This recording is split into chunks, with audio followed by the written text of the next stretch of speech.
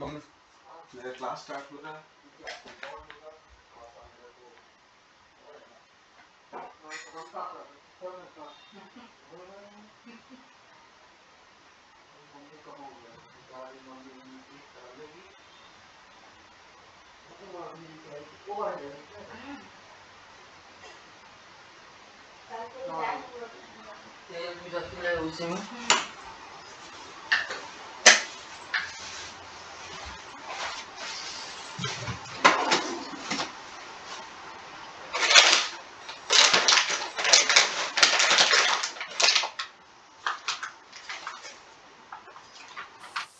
Hello, good evening, everyone. Can everyone hear me?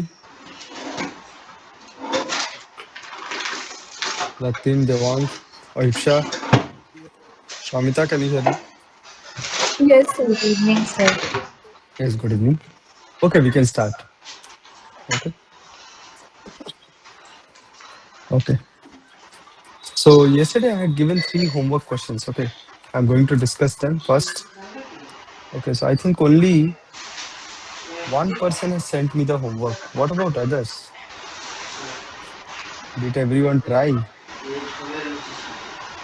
Devang, did you send?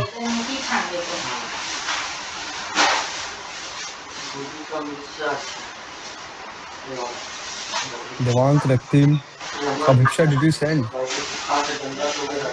Not to send, I'm sending it right now. Okay. Shamita, did you send your homework? Yes, sir. Okay, I think Ratin has sent it. Hmm. Sir, I will send you in the afternoon.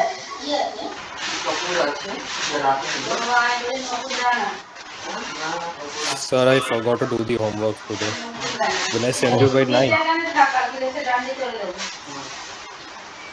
Okay. Okay, sir.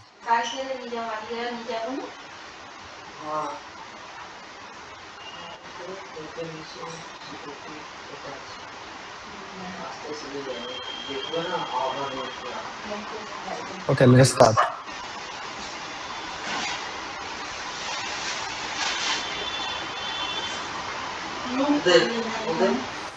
Okay, can you people see my screen?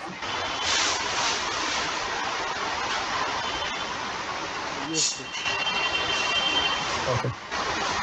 First of all, let us discuss these homework questions and then we are going to start with functions.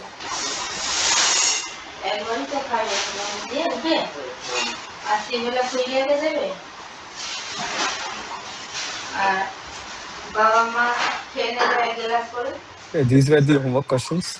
Okay, I'm writing down the answers. You people match.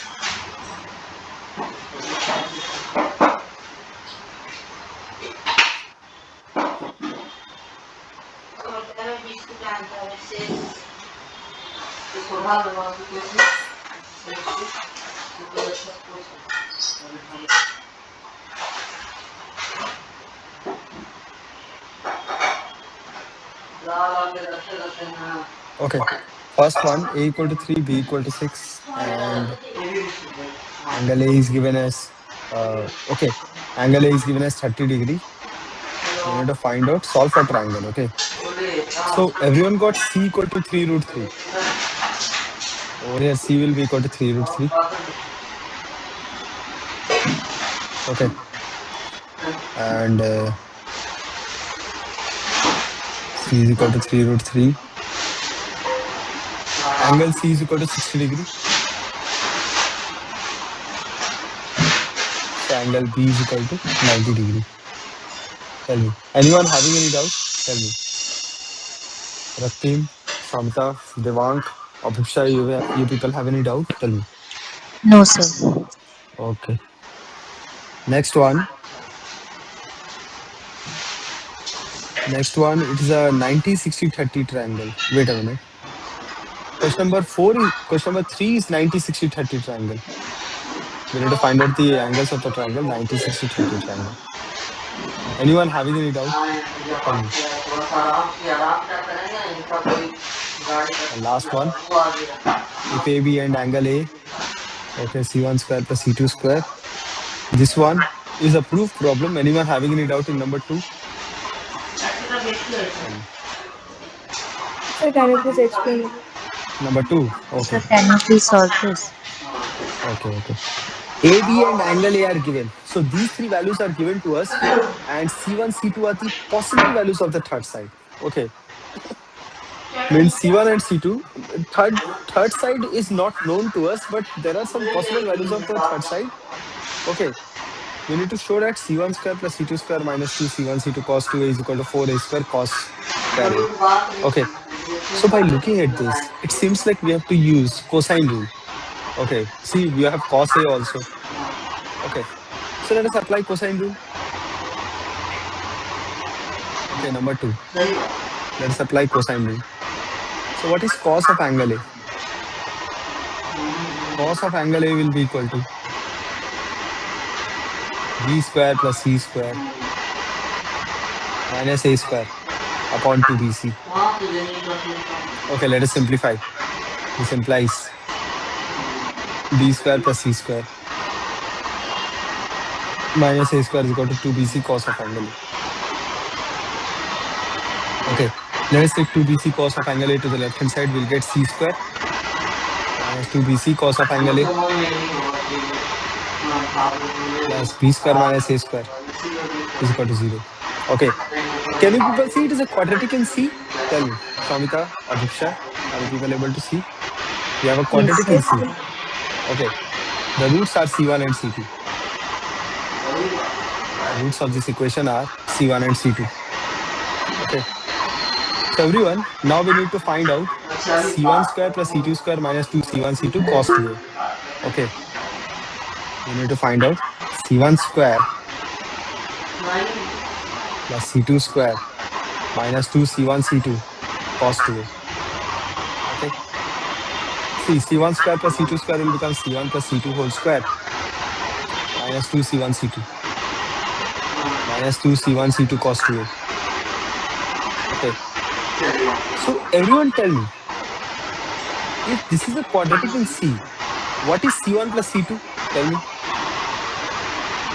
what is C1 plus C2? Sum of the roots, 2b cos a. 2b cos A.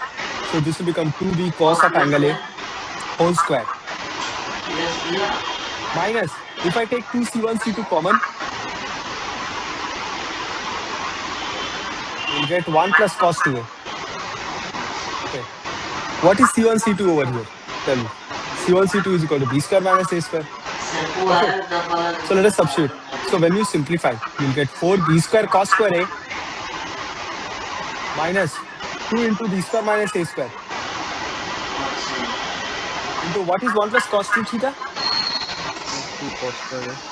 2 cos square A. Okay, let us simplify everyone.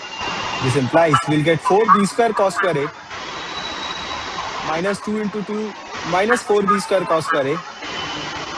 They will get cancelled. Minus minus plus 2A square into 4. 4A square cos square A. Tell me, are you people able to see that we are getting the result? This is equal to 4A square cos square A. Is it clear? Tell me. Devank, have you understood?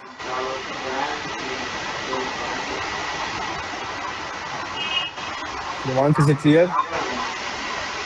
Shwamita, Ye- Yes, sir. Gavatri, Yes, sir. Abhisha, is it clear? Yes, sir. Okay. Raktim, have you understood? Ye- Okay. Shwamita, have you given the test of complex numbers? No, sir. Why? Sir, I had written in your WhatsApp. Oh, acha. Wait, let me see what have you written. Okay, I might have got off my head. Okay, and Devang, can you hear me?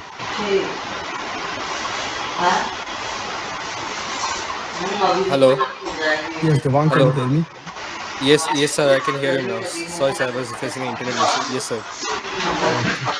So try to give the test offline as far as possible. Okay. Okay, sir. So there are two slots available, right? One for Sunday and one for Monday, right? Yes, yes. Okay, sir. At least phase three test, try to give it offline as far as possible. Okay. Okay, sir. Okay, sir. I'll try. Okay. So for phase three syllabus, is it full class level or only from ellipse and hyperbola it is there? Maximum questions will come from phase three, but some questions can be from phase one and phase two also. Okay. And so this triangle is also there, right? Hmm. It's there. I haven't Yes, sir. started practice it yet. That's the problem. I'm not been starting practicing of oneself. Okay.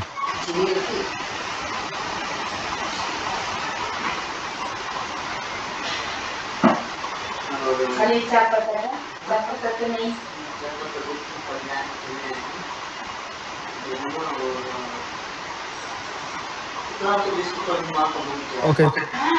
So Shomita, I mean, is it fixed or is there a problem yet till? Yes, sir. There is a problem. By tomorrow, it will be fixed. Okay, okay. Once it is fixed, you give it. Okay. Yes, sir. Okay. Actually, one more thing I'm going to discuss in this, okay, in SOT. Okay. That is noted down. The circumcircle of a pedal triangle. The circumcircle of a pedal triangle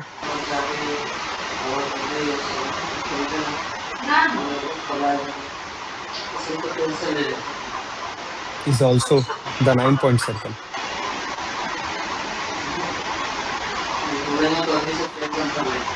The circumcircle of a pedal triangle is also the 9 point circle. Okay. That is, if this is the triangle,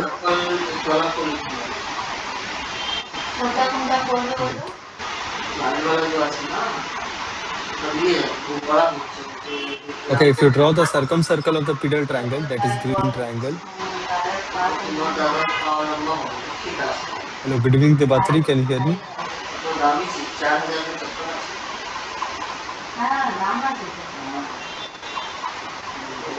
Okay. So if you draw the circumcircle of the pedal triangle, okay. See, this circle passes through the feet of the perpendiculars of the original triangle, right? So what kind of a triangle? What kind of a circle passes through the feet of the perpendicular? Do you people remember? What kind of a triangle? What kind of a circle passes through the feet of the perpendiculars? A 9 point circle, right? Everyone remembers the definition of 9 point circle? If you don't remember, I am writing it down, okay? A 9 point circle,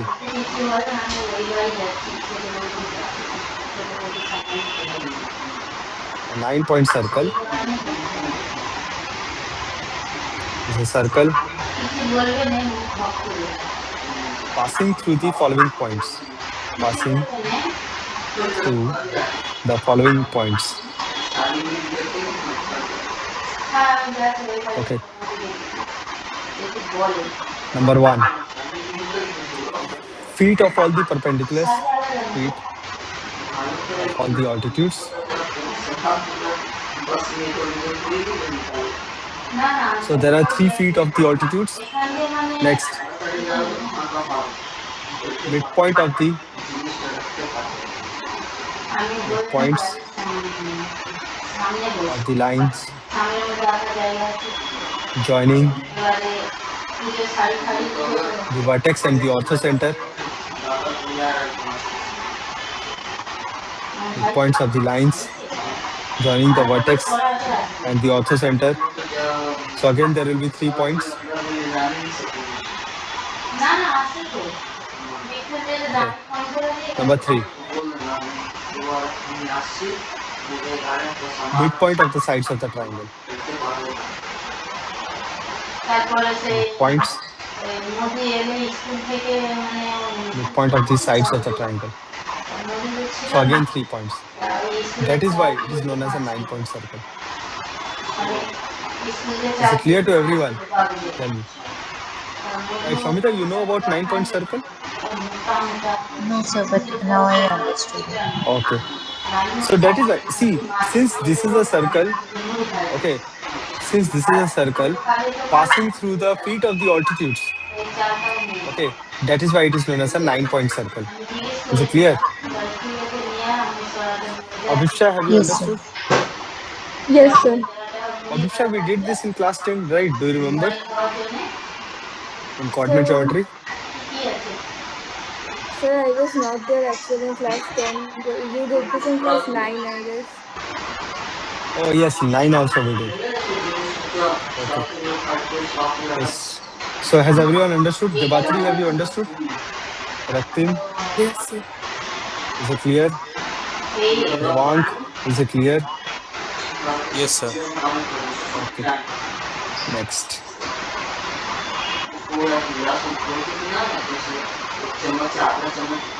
Okay. So everyone, this completes our chapter. Okay. Congratulations, everyone. We have completed our chapter. Okay, Debatri, you joined so late. What happened? Sir, I was at another tuition actually. I came back Oh, late. There was traffic. okay. Did you solve these homework questions? No, sir, I did not yesterday. I could not do it. At least you should have solved these problems. Anyways, once you solve it, if you find Sir, any I doubt, send it. Yeah, I send it to you by tomorrow. okay. And if you find any doubt, let me know. Okay. Yes, sir. Okay. So everyone, today we are going to start with a new chapter that is functions. Okay, everyone. We are going to start with a new chapter, functions.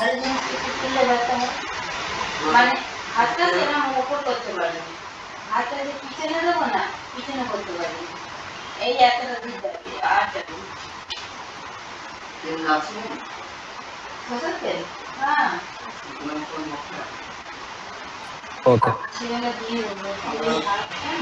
So let us start.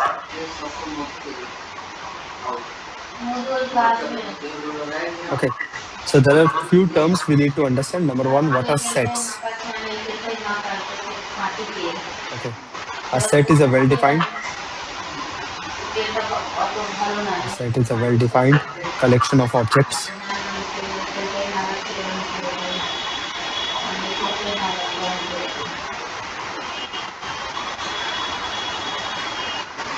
Okay. Next. Number two, we need to understand what are ordered pairs.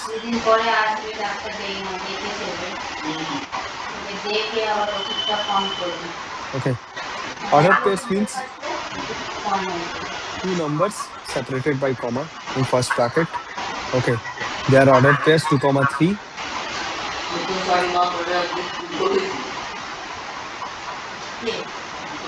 Okay, 4 comma 5. These are all ordered pairs. Okay, coordinates of a point are written in ordered pairs. You people know. If it is written x comma y, ordered pair x comma y is equal to 2 comma 3. This implies x will be equal to 2 only and y will be equal to 3 only. Okay. You cannot say x is equal to 3 and y equal to 2. Okay. The first element will correspond to the first element. The second element will correspond to the second element. Next, Cartesian product of two sets.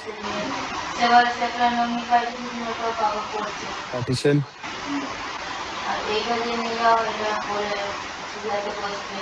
product of two sets, that is denoted by A cross B. Okay. So suppose set A is equal to 1, 2, 3, and set B is equal to A comma B. Okay. So A cross B is defined as, so A cross B is defined as all ordered pairs A comma B such that the first element belongs to set A and second element belongs to set B. Okay. Set, I mean, A belongs to capital A and B belongs to capital B. For example, Okay, I'm taking the same example. Okay, if a equal to 1, 2, 3, and b is equal to a comma b, I'm going to write down all the elements of a cross b. This implies a cross b will be equal to 1 comma a, 1 comma b, 2 comma a, 2 comma b, 3 comma a, and 3 comma b. Okay, and so what will be b cross a? B cross a will be equal to a comma 1, a comma 2, a comma 3. Are the people able to understand? Then b comma 1, b comma 2, and b comma 3. Okay, so whether you take it a cross b or b cross a, what is the number of elements?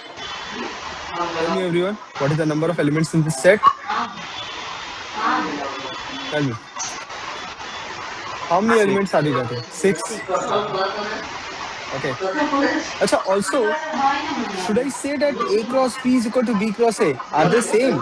Are both the sets same? Tell me everyone. Are these two sets same, equal? Ordered pairs are different. Ordered pairs are different. So a cross b is not equal to b cross a. A comma 1 and 1 comma a, they both are different elements. Okay. Also, remember, if number of elements in A is equal to 10,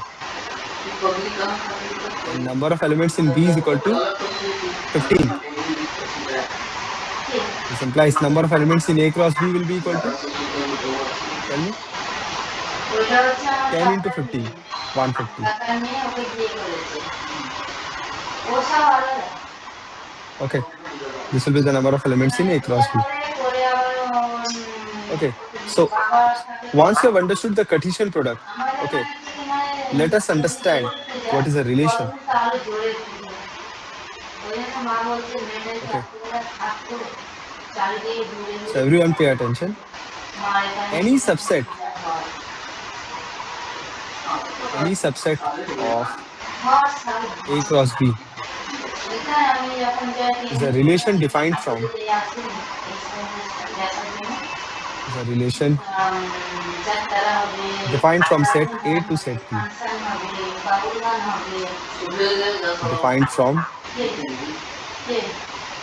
set A to set B, denoted as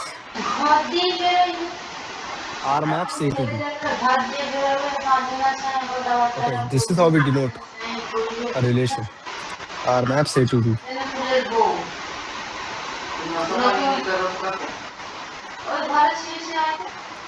Okay, how do we represent?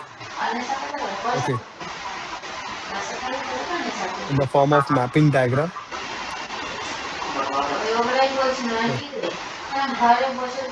Okay, this is how we represent a mapping from A to B.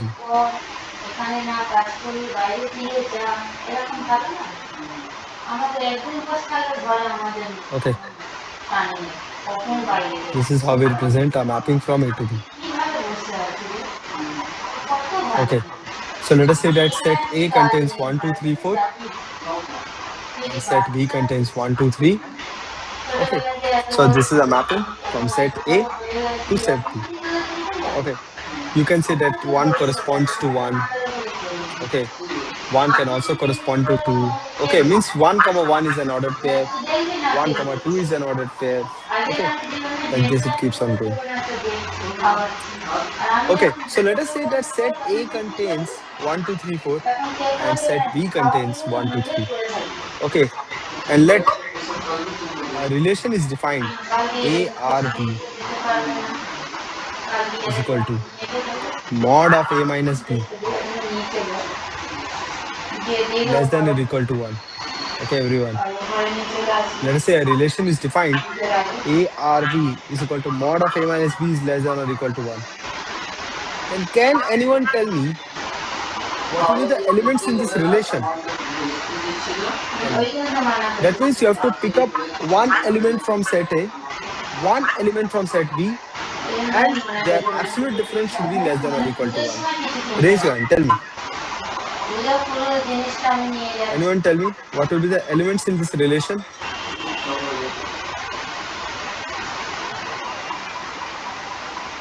Can anyone try? Tell me what will be the elements in this relation? Yes, Raktim, tell me. So 2, 1, and 3, 2. 2, 1, and 3, 2. Only two elements.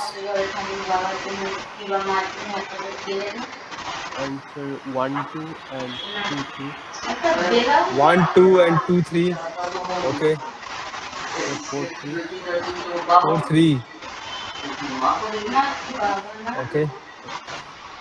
Anything else which you want to add? Okay. So anyone else who wants to add something, tell me. What do you think? Mod of A minus B. Absolute difference of two numbers should be less than or equal to 1. Tell me. Sir, I want to add, sir. Okay. So 1, Add. 1, 2, 2, 3, 3. 1, 1, 2, 2, 3, 3. Are you people able to understand? Tell me. Devank, is it clear? Devank, Samita, is it clear? Yes, sir. Yes, sir. Adiksha, Devatri, are you people getting? Yes, Yes. sir. Okay.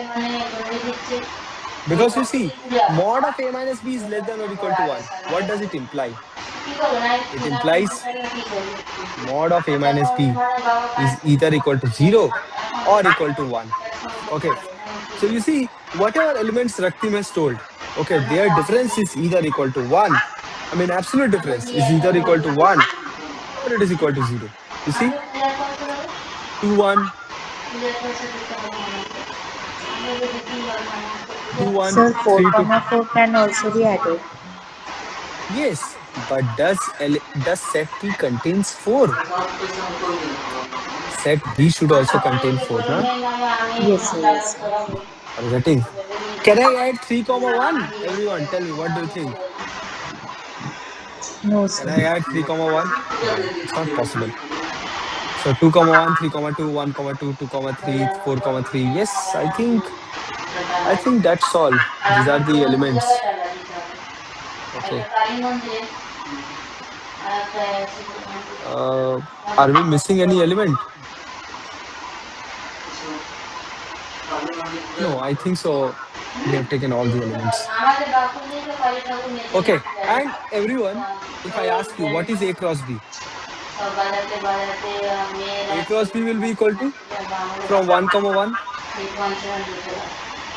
1 comma 2, 1 comma 3, dot dot dot dot up to 4 comma 3. Now tell me, is R a subset of A cross B? Tell me, what do you think? Are all the elements of R present in A cross B? What do you think? Yes, sir. Yes. So we can say that relation R is a subset of A cross B. Okay, R is a subset of A cross B. Okay, next. I'm going to define what is a domain. Domain of a relation R. Domain of a relation R is a set of first elements.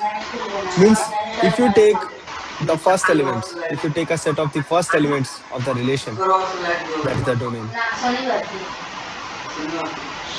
is a set of first elements.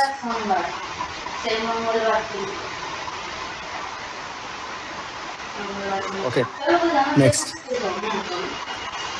Range of a relation R is a set of all the second elements.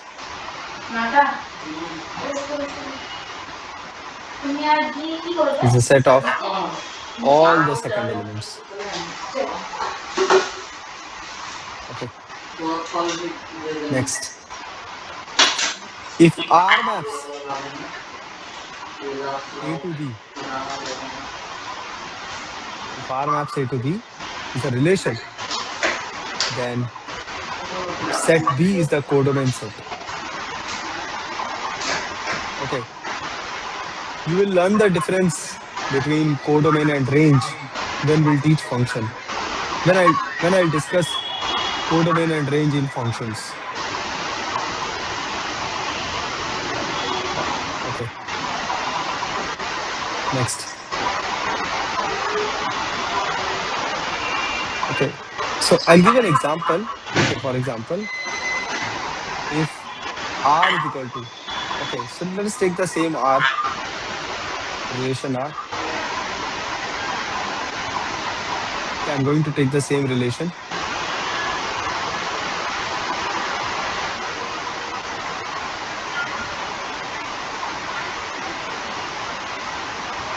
Okay. So over here, I'm going to find out domain, codomain, and range. Over here, domain is set of all the first elements. That is 1, 2, 3, 4. Next, codomain will be set of all the second elements 1, 2, 3. And range will be same thing 1, 2, 3 only, because all three of them are present. Okay. Next, over here you will find that range is a subset of codomain. Okay. This implies we can say that range is a subset of codomain. Okay. Uh, in relation, you might not be able to identify the difference between codomain and range. Okay.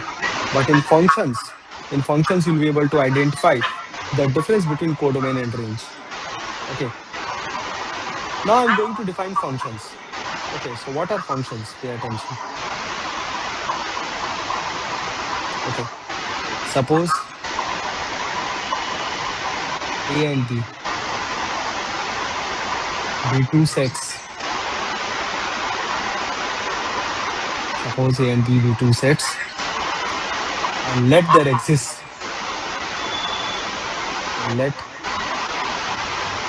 exist a correspondence. Let there exist a correspondence or rule F which associates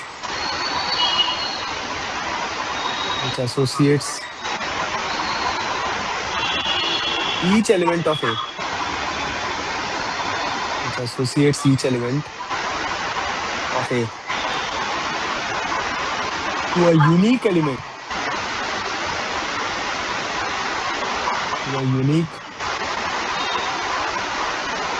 of B.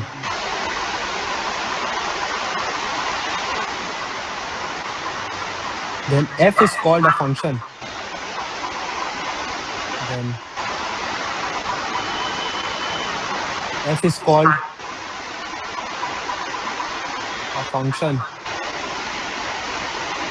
or mapping from A to B. Or mapping from A to B. Remember, it is denoted by the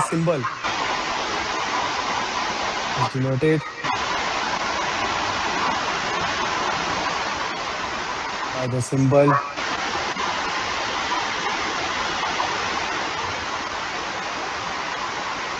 It is denoted by the symbol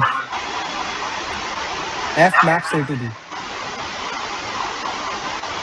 Okay, this is how it is denoted. Or you can say there is a mapping from A to B known as F. Okay, these are different ways to represent.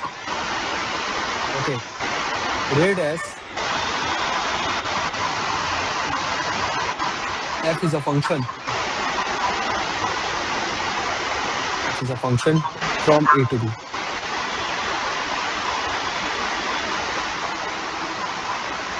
Okay, tell me, has everyone understood the definition of function?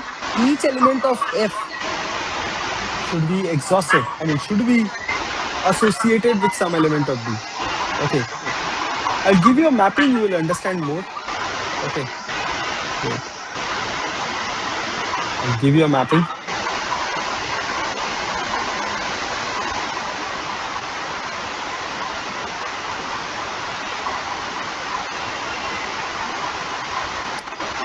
Okay. So let us say that there exists a mapping from A to B. Okay. Let us say set A contains 1, 2, 3, 4, 5. Set B contains A, B, C, D, E. Okay. So let us say 1 maps to A, 2 maps to B, 3 maps to C, 4 maps to D, 5 maps to E. Okay. So this is a function, everyone. See, each and if I leave any one element, okay, let us say that there is no correspondence. There is no correspondence from 5 to anything. Okay. Will this be a function? Tell me, everyone.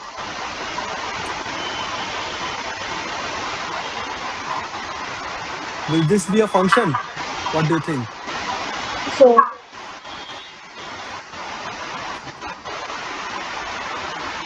Right, Shomita, Devang, Raktim, Devatri, are you people getting? This will not be a function. 5 has no mapping in B. Yes, because 5 has no image or no mapping from A to B. So that is why this violates the definition of the function. Right, Shomita, Raktim, are you people getting? Yes, Yes. sir. Devatri, are you getting? Yes, sir. Okay. So over here, what will be the elements of F? F will be equal to 1 comma A, set of all the ordered pairs, 1 comma A, 2 comma B, 3 comma C, 4 comma D, and 5 comma E. Okay. So these will be the elements of function F. Next. If an element, if an element A belongs to A is associated with an element, is associated with an element B belongs to B,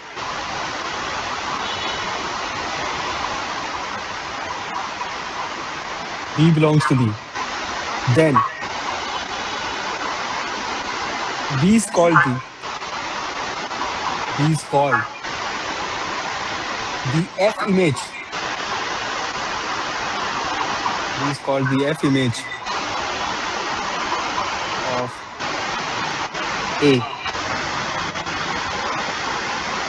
or image of A under function F. Or you can say the value of the function, or the value of the function F, or the value of the function F at A. Also, A is called the pre-image of B. A is called the pre-image of B, or argument of B under the function F. Under the function F. Okay, these are some terms which you need to understand. Some rules which you need to understand. Okay, let's see. Uh, Basically, A is called the, a minute, what have I written? A belongs to A is associated with B belongs to B. Then A is called the argument, or you can say A is called the pre-image of B under F. Okay, and B is called the image of A under F. Okay, you can understand like this, that one is the object, another one is the image. Okay, means if this is a mapping from A to B. Okay, if this is a mapping from A to B, Then consider that there is a plane mirror in between, and this one is silvered. A is the image of 1 under f, B is the image of 2 under f, C is the image of 3 under f, D is the image of 4 under f, E is the image of 5 under f. For example, if f of x is equal to x cubed plus 4, then can anyone tell me what is the image of 1 under f? Tell me. What is the image of 1 under f? 5. 5. F of 1 will be equal to 1 cube plus 4, which is equal to 5. Then note, in the above mapping, okay, in this mapping, C is the image of 3 under f.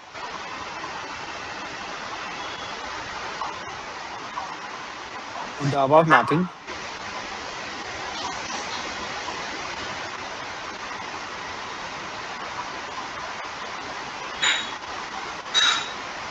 C is the image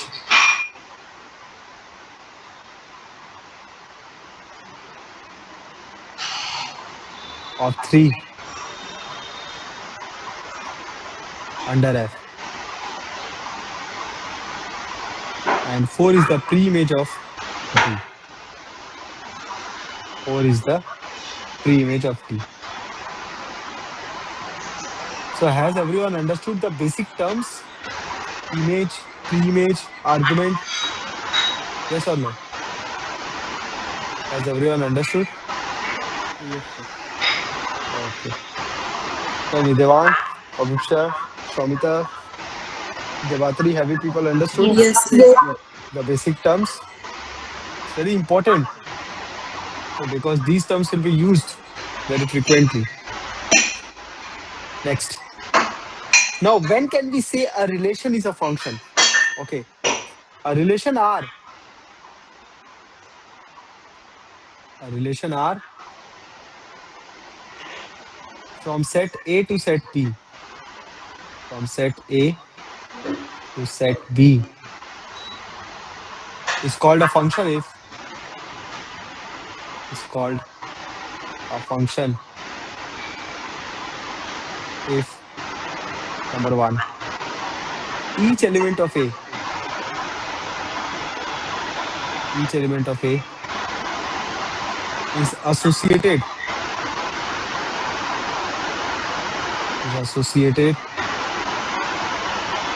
with some element of B, with some element of B. And number two, each element of A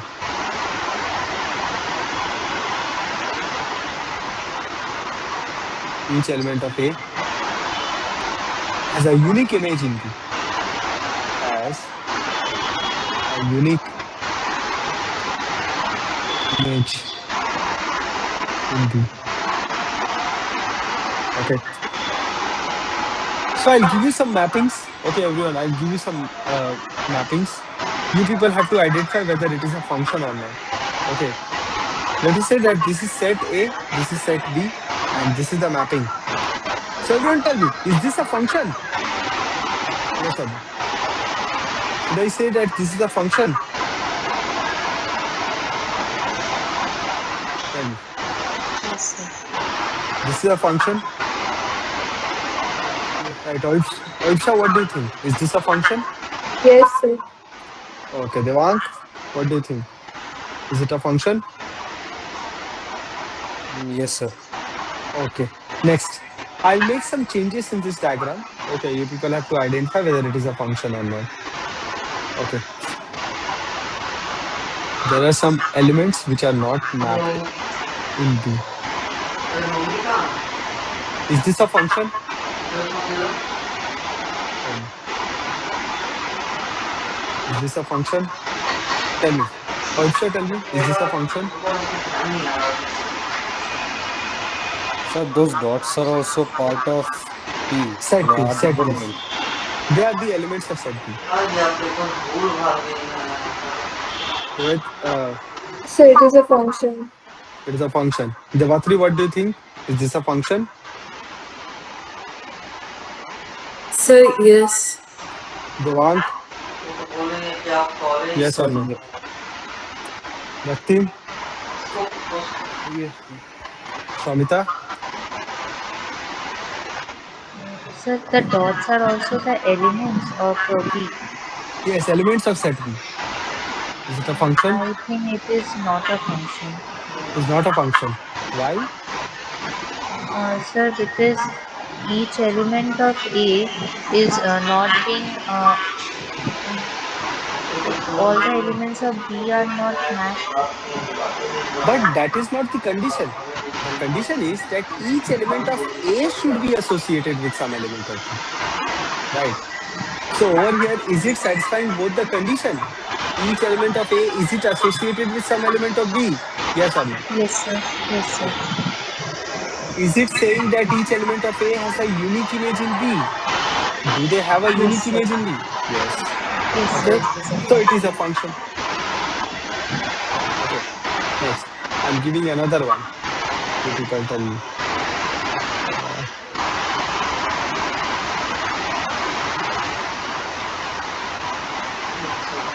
you people think and tell me. This is a function or not. So is this a function? What do you think? Raise your hand. I mean, Hoipsha, you tell me. Is this a function? Yes, sir. Okay. Raktim, Yes, sir. Devatri, what do you Yes, think? sir. Yes, sir. Okay. Shamita, Yes, sir. Devang, Yes, sir. this is also a function. Okay. This is also a function. Next, I'm giving another one. You people have to identify.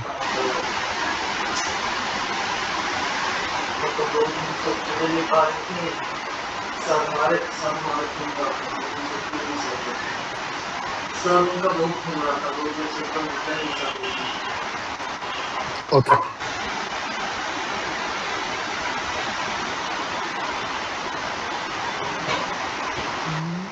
Wait. Hmm. Tell me. Is this a function? Yes or no? Tell me. No, Devang, tell. sir. No, So, sir. No. Yes. Hoipsha, can you tell me what is the reason why this is not a function? One has multiple images and two and three, there is no image. Exactly. Actually, even if you map 2 to something, 2 is mapped to B and 3 is mapped to C. Is this still a function? No. One has No. multiple mappings. One has multiple mappings. So try to understand. Converging is possible. From the left to right, converging is possible. But diverging is not possible. Okay. Are you getting Shomita? Yes, sir. Okay. So write it down. Every function, every function from set A to set P satisfies the following condition. Satisfies the following condition.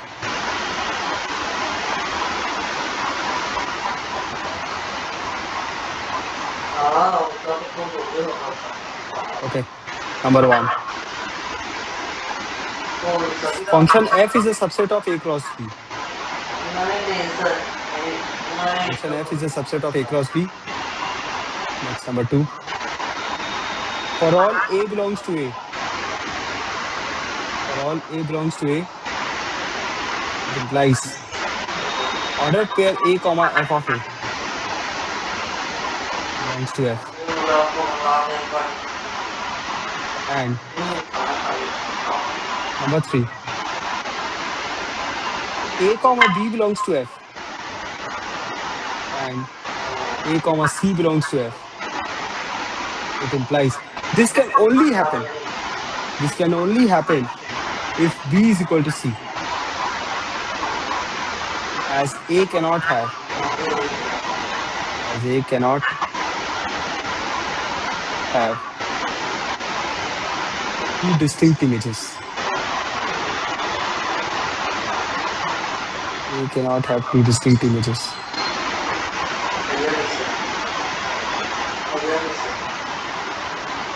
Okay.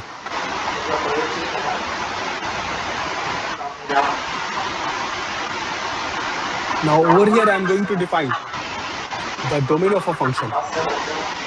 Domain defined by df will be equal to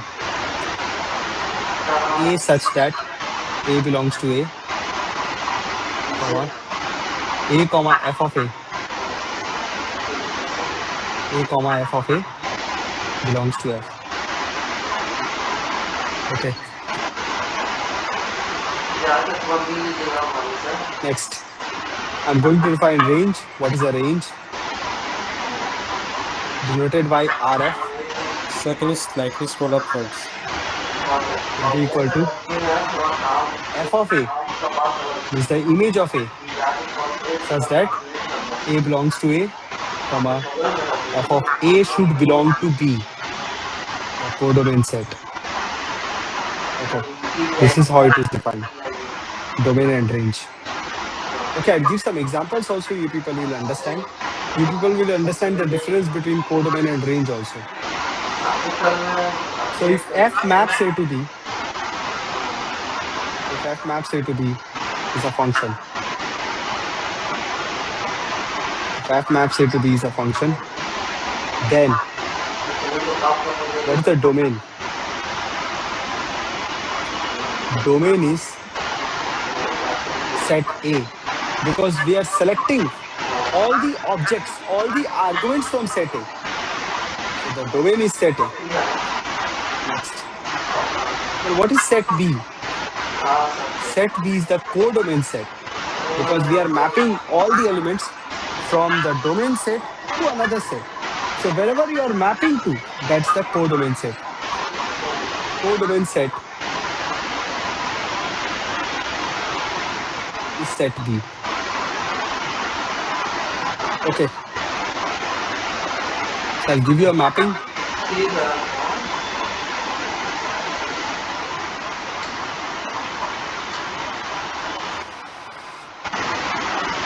I'll give you a mapping. Okay. Let us say that a mapping has been defined from set A to set B. Okay. Let us say set A contains 1, 2, 3, 4. And set B contains A, B, C, D, E. Okay. Let us say 1 is mapped to A, 2 is mapped to B, 3 is mapped to C, and 4 is mapped to D. Okay, 1 is mapped to A, 2 is mapped to B, 3 is mapped to C, and 4 is mapped to D. Over here, the domain is equal to 1, 2, 3, 4. Okay.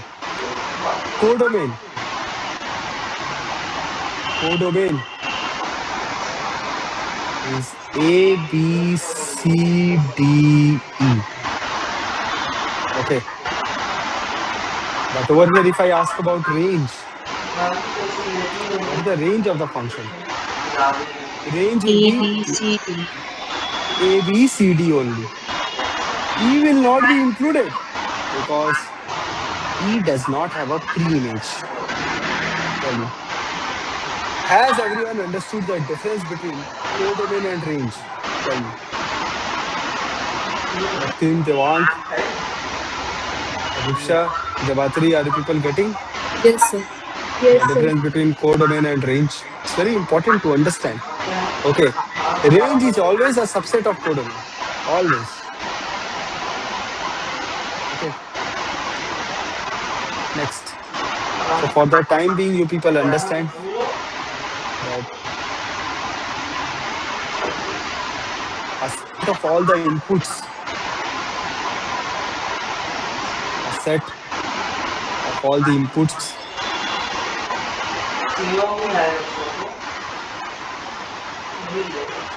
is domain,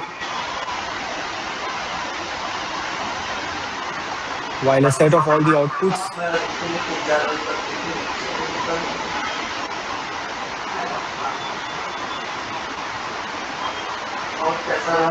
is range.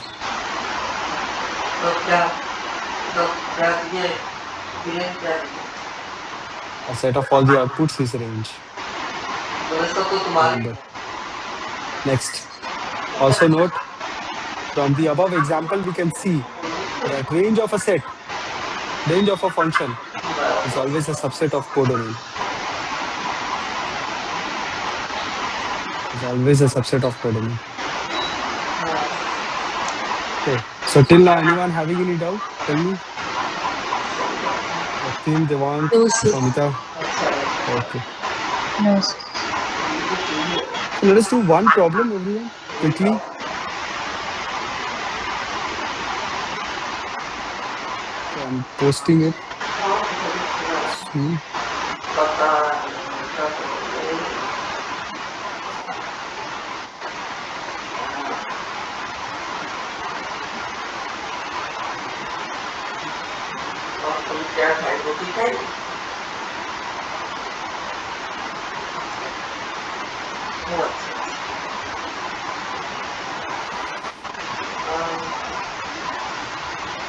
Okay, so this is the first problem, everyone. Try it out.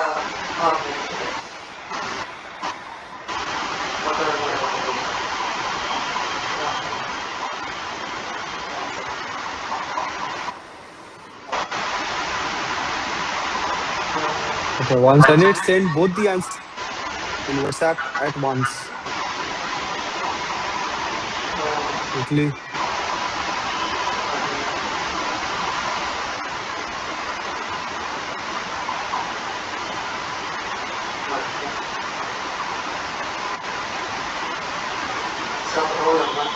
Sir, can I just write yes or no? Yes, yes. Just write yes or no. No need to give the reason.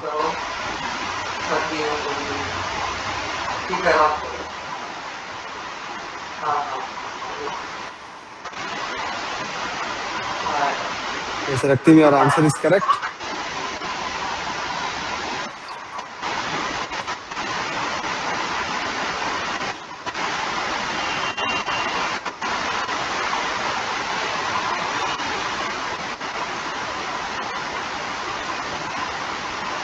Devang, your answer is correct.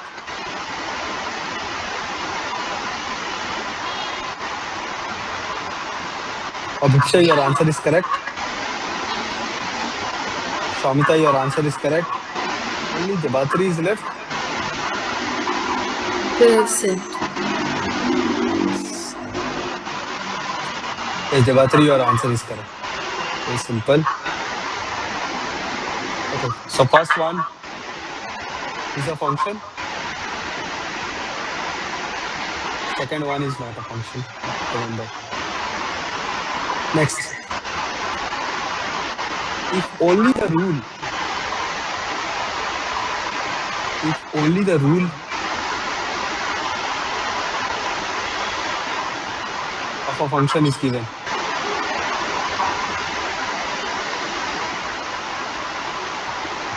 if only the rule of a function is given, then the domain of a function,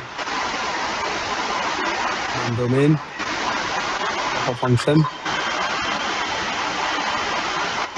is a set of those real numbers, is a set of those real numbers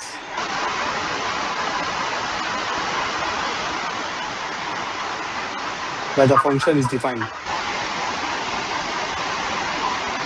where the function is defined.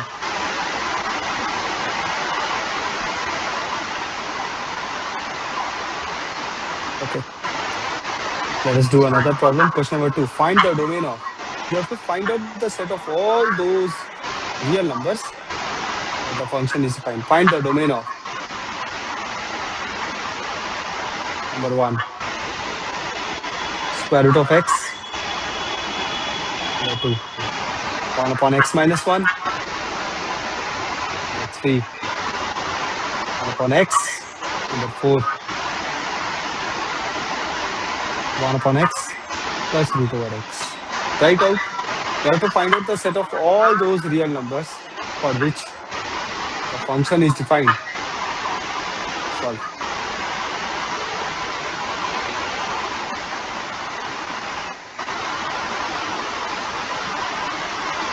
So I would suggest that you think of all those real numbers where the function is not defined and you exclude that set.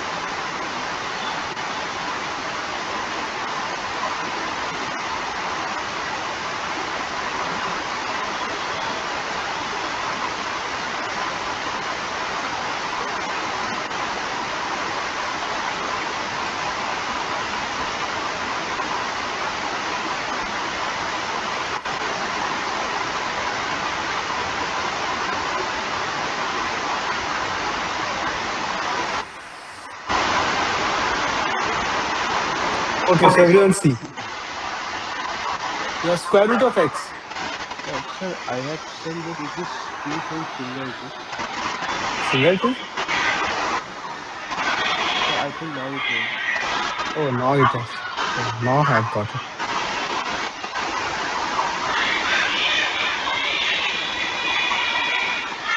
Yes, Raktim, all your answers are correct. Devant, all your answers are correct. Swamita, Swamita, first one is correct. Send all of them. Okay, Abhipsha, first one is correct, second one is correct, third one is correct, fourth one is also correct. Okay, so first one, everyone is given the correct answer. Okay, I think Debatri, you are left. Debatri, are you sending?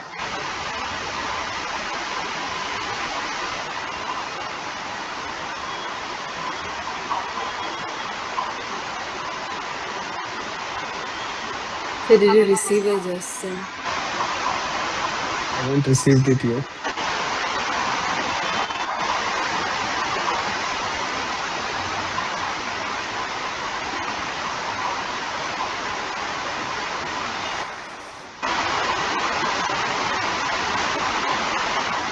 Okay.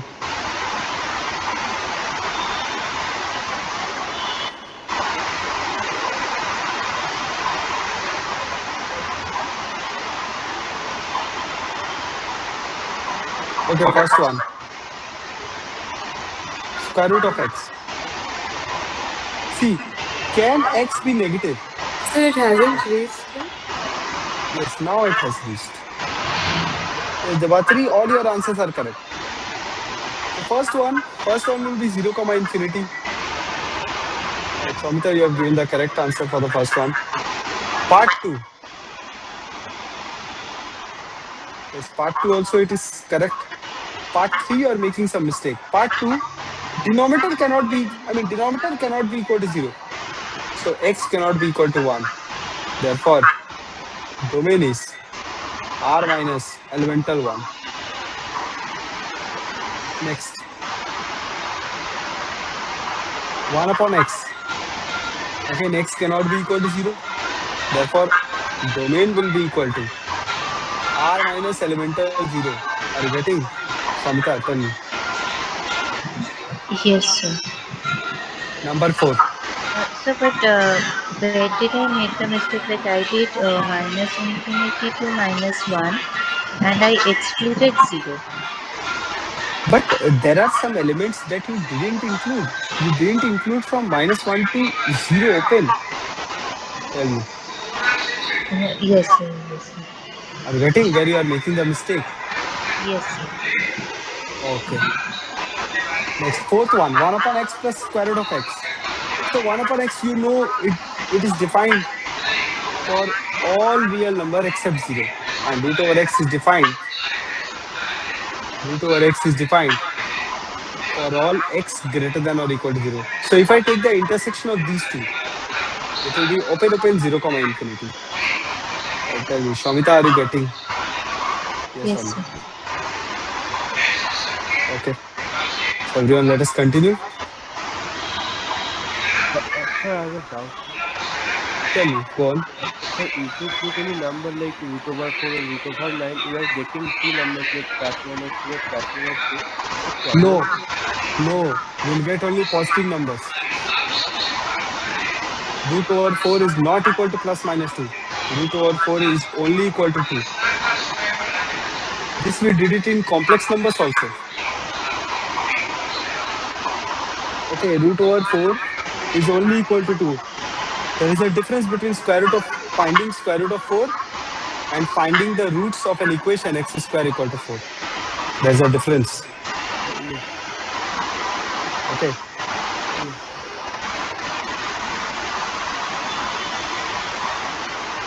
next.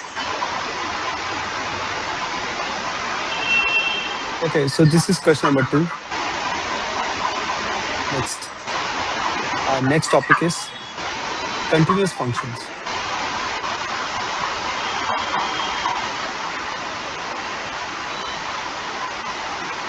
Okay, so what are continuous functions? Mathematical definition, I'll discuss it in continuity. Okay, but for the time being, you understand that if we can draw a function, if we can draw a function without lifting our hands, without lifting our hands, then the function is continuous. Then the function is continuous.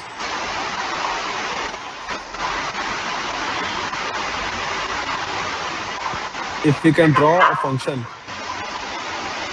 if we can draw the graph of a function without lifting our hands, then the function is continuous. For example, f of x is equal to sin x. Right, everyone?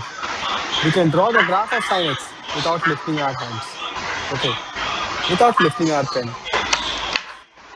Next, f of x is equal to cos x. Also, we can draw it without lifting our pen. Okay. Now, what about tan x? Can we draw the whole graph of tan x without lifting our pen? Tell me, everyone. You people have seen the No. graph of tan x? No. So tan x is discontinuous. Okay, there is a break point. Okay, there is a discontinuity in the graph. Next, note for a continuous function. For a continuous function,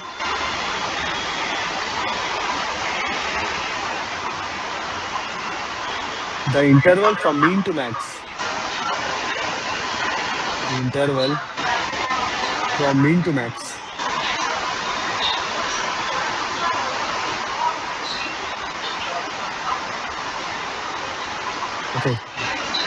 value gives the range.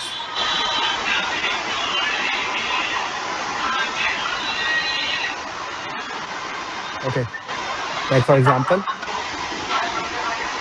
the range of sin x. What is the range of sin x? It is from -1 to 1. Minimum value is -1, maximum value is +1. Next, let f and g be functions with domain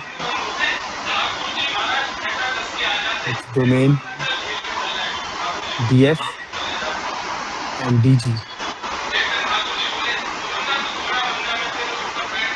Then the functions f plus g and the functions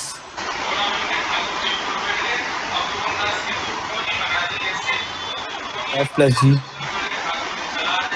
f minus g, f multiplied by g, and f divided by g are defined as,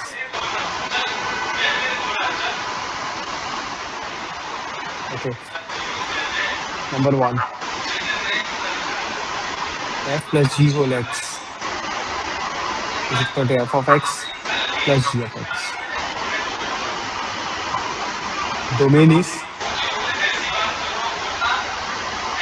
df intersection dg. Okay, because both the functions should be defined simultaneously. Next, f minus g whole x is equal to f of x minus g of x. What is the domain? Same, because both the functions has to be defined. Next, same thing with f multiplied by g whole x. Sir, is it domain F intersection domain G? Oh yes, this only with domain g. fx into gx. Same thing. Domain is df intersection dg. And lastly, f by g whole x will be equal to f of x by g of x. What is the domain? Over here, same thing. But over here, there is a problem. Can you people identify the problem and tell me? Domain is df intersection dg only. But there is some more thing we should consider. Can you people tell me? Can anyone identify and tell me? Tell me. Of x cannot be 0. Very good. Okay. You should always remember that the denominator should not be equal to 0. So we should exclude all those values of x such that g of x is equal to 0. Okay. We should exclude all those values of x such that g of x is equal to 0. Next, I'm going to generalize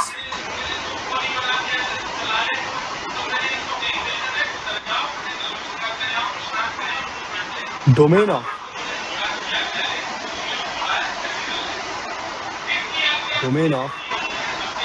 f plus g plus h will be equal to domain of f intersection domain of g intersection domain of h. Okay. So let us do some problems, everyone.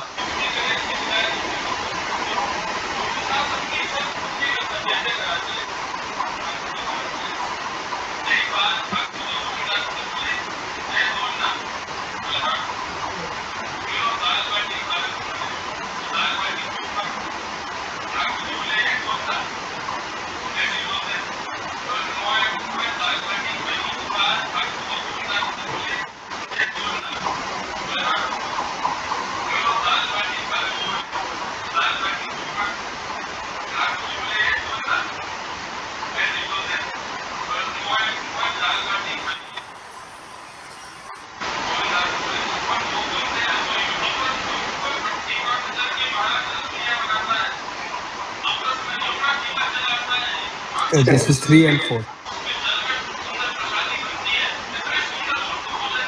Solve.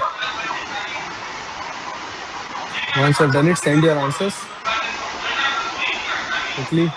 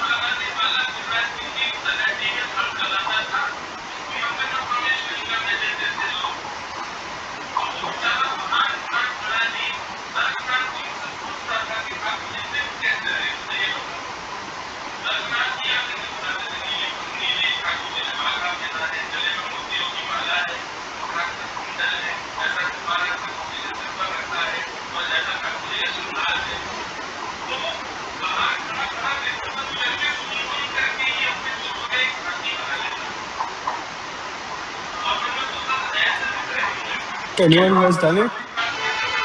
Sir, wait, I'm typing. Yes, type. Quickly send everyone.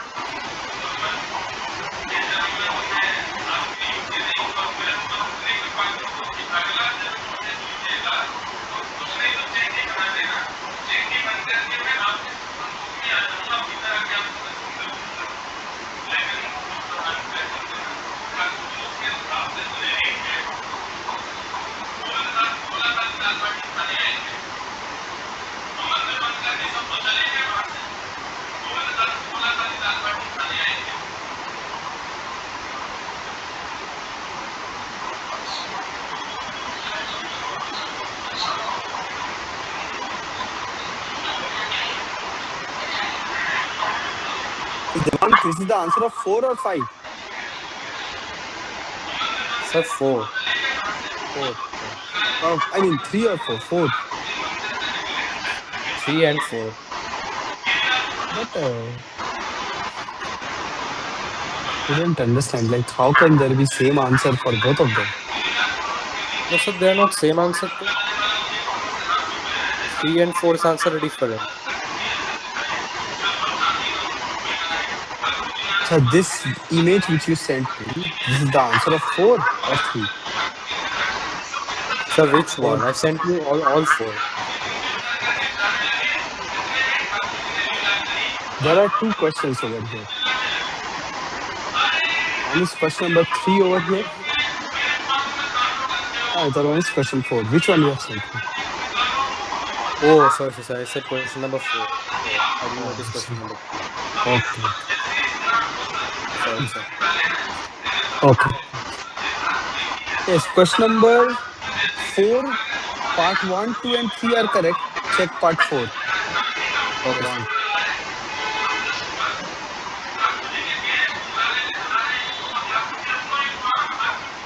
Yes, Raktim, all your answers are correct. Abhiksha, Abhiksha, check 3, part 4. Others are correct.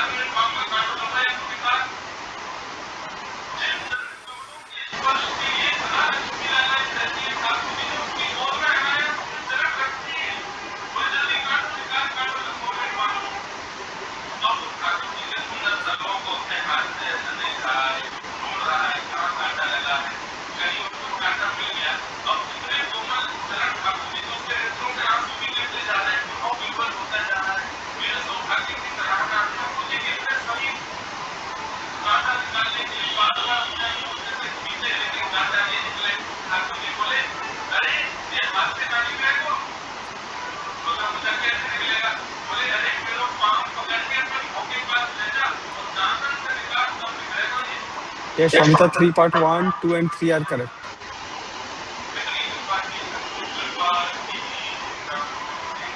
Devatri, 3 part 1, 2, 3, and part 4 is also correct.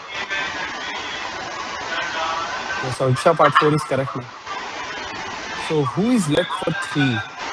I think only Devang. Sir, I'm Yeah. part 4. Quickly send. These are very easy problems. Quickly send.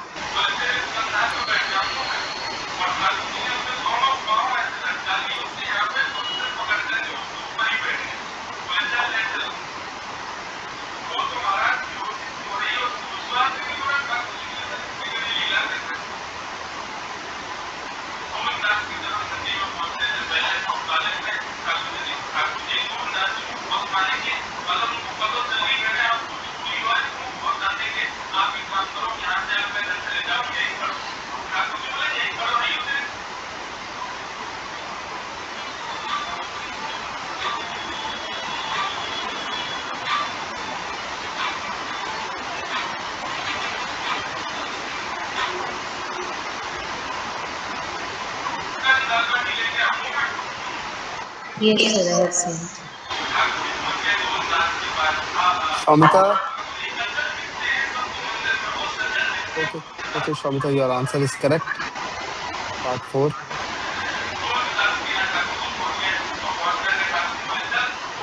Ratin, check 4 part 4. Others are correct.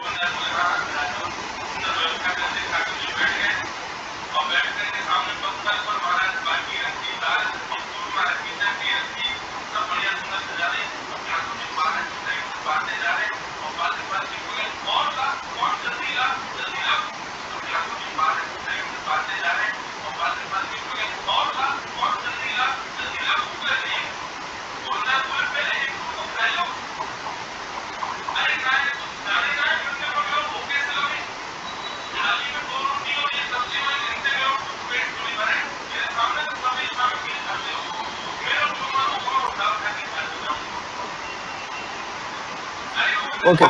So 3 part 1, everyone. F plus G. Domain of F is all real. Domain of G is also all real. So domain of F plus G is all real. Very simple. Domain of F is all real. Again, same thing. F minus G will also be all real. F multiplied by G will also be all real. For F divided by G, everyone pay attention. I'm solving for F divided by G. For F divided by G, it will be all real minus when G of X is equal to 0. Okay. That is, substitute 4x square minus 1 equal to 0. This implies X is equal to plus minus half. Okay. So domain of the function will be all real except plus minus half. Remember. Okay. Next, everyone solve for. Yes. Abhiksha, check 4 part 4. Others are correct.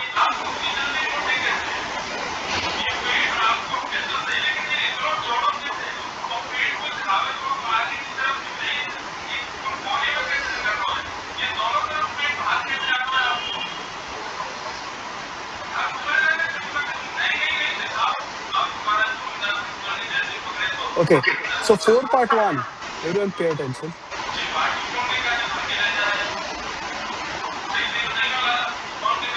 4 part 1.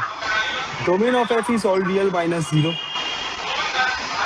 Domain of G is also all real minus 1. Okay. So domain of F plus G, number 1. Domain of F plus G will be all real except 0 and 1.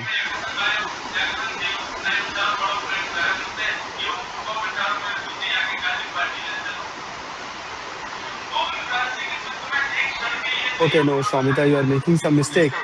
It will be only, you are excluding minus 1 also. But try to understand. You have to exclude only 0 and 1. Are you getting, Shamita? You Yes, have to exclude only 0 and 1. Next. Same thing with f minus g also. You have to exclude only 0 and 1. Number 3. F multiplied by g also. You have to exclude only 0 and 1. Okay. In fourth part, you must be doing like this, everyone. Right? F of x by g of x is equal to 1 upon x minus 1 upon x. What? 1 upon x divided by 1 upon x minus 1, which is equal to x minus 1 by x. Okay. So you must be thinking that domain is equal to all real minus 0. Right, everyone? You people must have written domain of f by g is all real minus 0. But over here the problem is at x equal to 1, g of x is not defined. Try to understand. At x equal to 1, g of x is not defined. Okay, we have to take all those set of values such that both the functions are defined. Okay, and g of x is not equal to 0. Okay, so over here, for both the functions to be defined, we also have to exclude 1.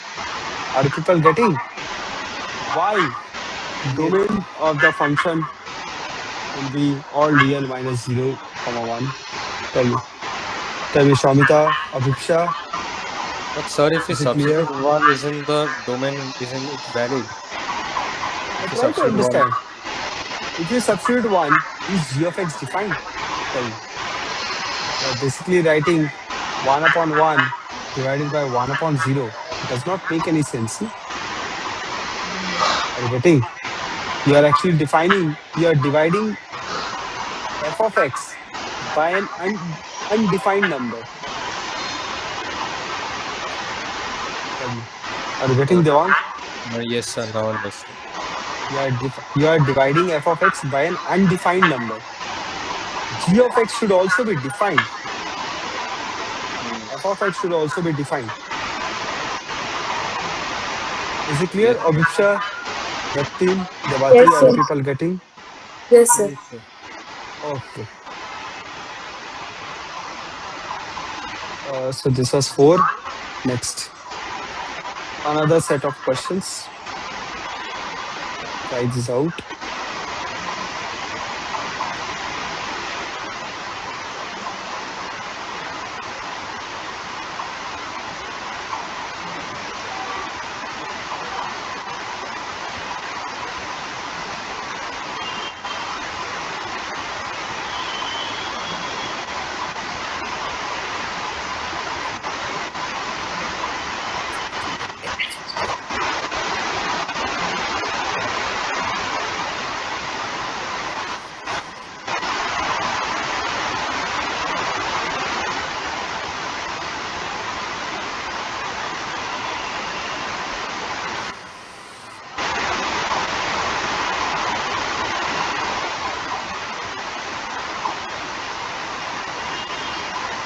Okay, try 5 and 6.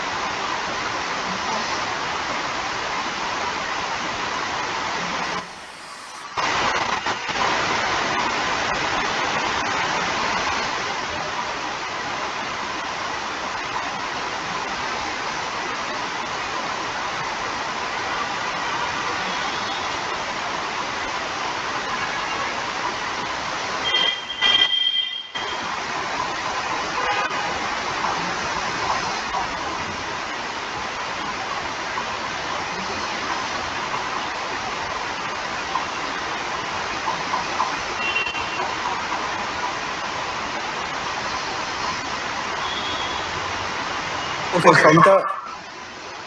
Samita, first one is correct. I mean, 5 part 1 is correct. Check 5 part 2. Okay, sir. In 5 part 2, there is a slight mistake. See to it.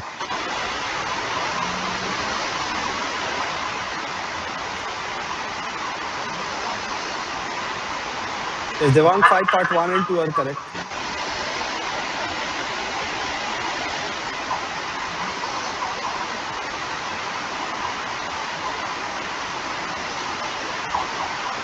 Abhiksha, 5 part 1 and 2 are correct.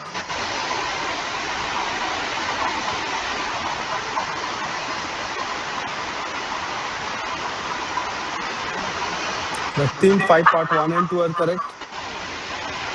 6 is also correct.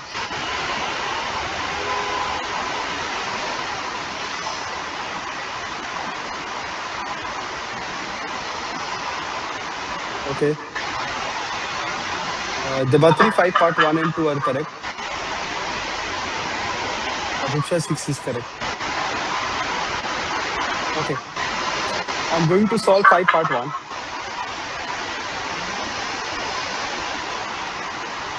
So who is left for 5 part 1? Nobody is left. Okay. 5 part 1, the answer is all real.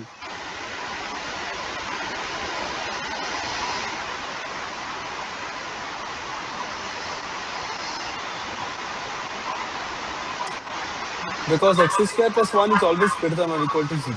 Always greater than or equal to 1. Okay. Domain is all real. Next, 5 part 2. 5 part 2, the denominator should not be equal to 0. That is x square minus 4 must not be equal to 0. This implies x should not be equal to plus minus 2. Therefore, the domain of the function should be all real minus plus minus 2.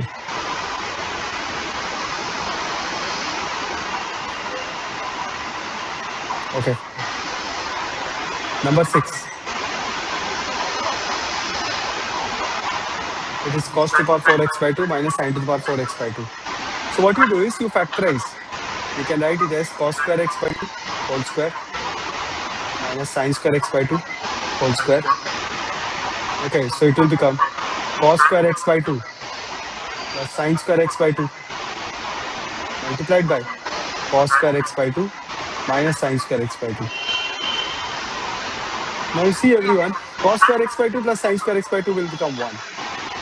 And cos square x by 2 minus sin square x by 2 will become cos 2 into x by 2, which will be equal to cos x. Now what is the range of cos x? Range of the function will be from minus 1 to 1. Very simple.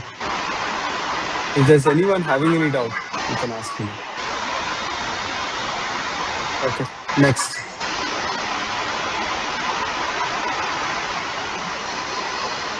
Question number 7. Find the range of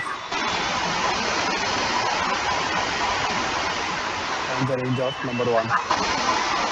Sin x plus 2 whole square means plus 2 is separate. Okay. It is sin of x plus 2 whole square plus 1 part 2 y equal to 4 tan x into cos x. Right.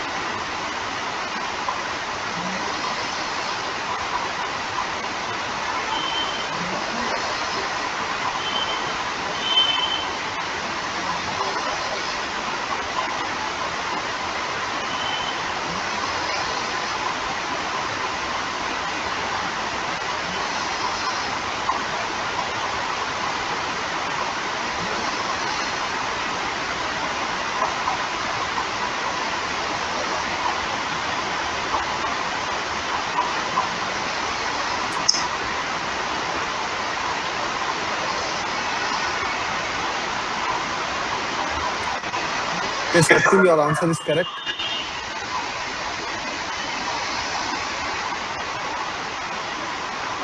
Devang, part 1 is correct. There's a slight mistake in part 2. Okay, sir. I'm checking. Okay, part 1 I'm solving. So whenever they are asking us to find out the range of sin x plus 2 whole square plus 1. Okay, I mean, whenever an expression is given in terms of sin x, okay, what you do is you put the range of sin x in the equation. Range of sin x is equal to -1 to 1. So you substitute it over here.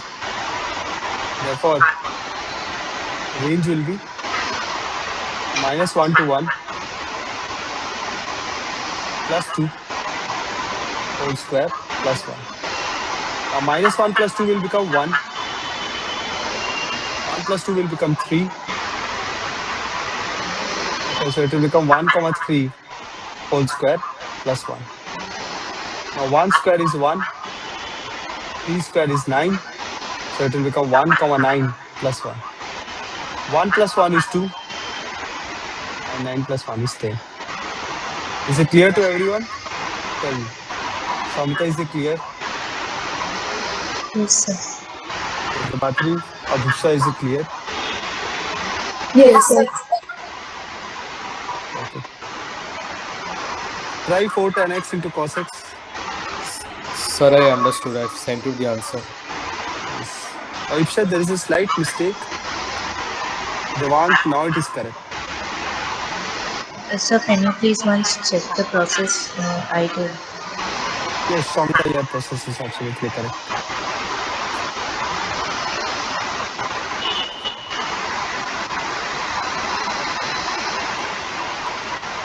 Okay. So y equal to 4 tan x into cos x.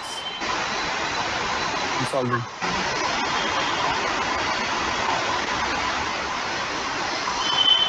What are we getting? Y equal to 4 tan x into cos x. Okay, this will be equal to 4 sin x by cos x into cos x.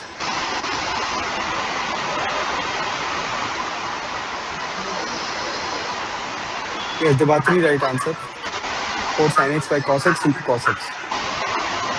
Now, over here, cos x will get cancelled. Okay. But when you are cancelling off cos x, remember, for cos x not equal to 0. This will happen when cos x is not equal to 0. So whenever you are writing cos x not equal to 0, okay. Also remember, from here, root over 1 minus sin square x is not equal to 0. This implies sin square x cannot be equal to 1. This implies sin x cannot be equal to plus minus 1. Okay. That means we need to exclude the end points. Sin x cannot be equal to plus minus 1, which is equal to 4 into open -1 to 1. Are you people getting? Abhiksha, are you getting why we should exclude -1 Yes, and 1? sir. And red team, are you getting? Yes, sir. Samita, Yes, sir. this will be equal to -4 to 4. Open. Okay. Next. Next we have polynomial function.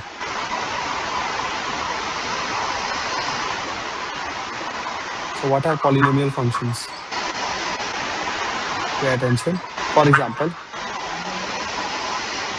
f of x is equal to ax square plus bx plus c is a polynomial function. Okay. F of x is equal to ax cube plus bx square plus cx plus d is also a polynomial function. It's a cubic. The degree is 3. Next, a polynomial function. A polynomial function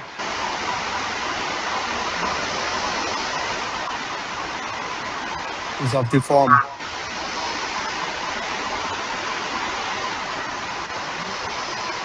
a polynomial function is of the form f of x is equal to a n x to the power n plus a n minus 1 x to the power n minus 1 plus dot dot dot dot plus a1x plus a0. Okay, this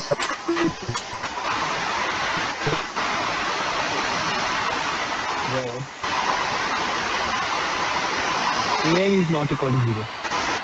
Okay, that is the coefficient of the leading term should not be equal to 0. It's a polynomial of degree n. A polynomial of degree n. Okay, it's a polynomial function. Next, a polynomial function is always continuous. A polynomial function is always continuous.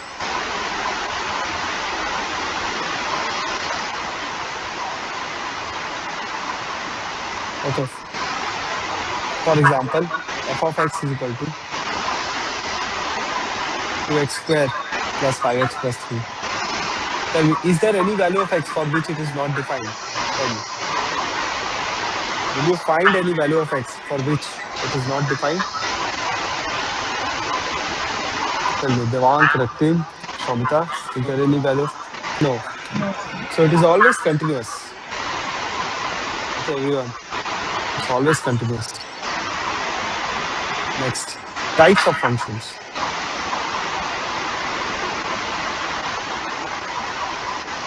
Types of functions. Number one, linear function.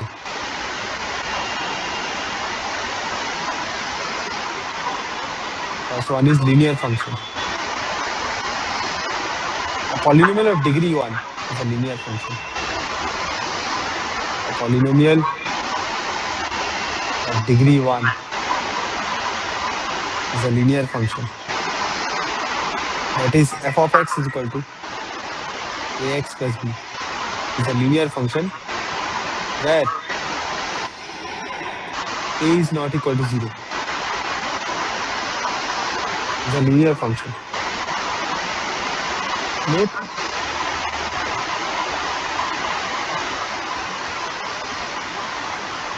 there are two such polynomial functions. There are only two such polynomial functions.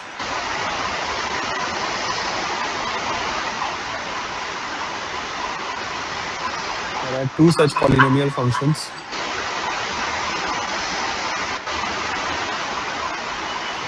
Satisfying the equation. Satisfying the equation f of x into f of 1 by x is equal to f of x plus f of 1 by x. Only two such polynomial functions which satisfy this equation. They are number one, f of x is equal to 1 plus x to the power n. And number two, f of x is equal to 1 minus x to the power n. So these are the two polynomial functions which satisfy this equation, functional equation. Okay, where n is a positive integer.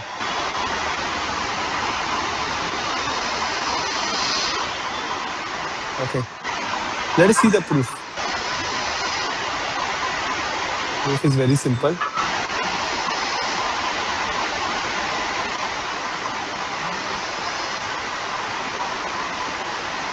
Let us see the proof. So everyone, f of x into f of 1 by x is equal to f of x plus f of 1 by x. Okay. So what I'm going to do is I'm going to take f of x and f of 1 by x to the left hand side. We'll get f of x into f of 1 by x minus f of x minus f of 1 by x. Okay, is equal to 0. Okay. I'm going to add 1 on both sides. Okay. I'm going to add 1 on both sides.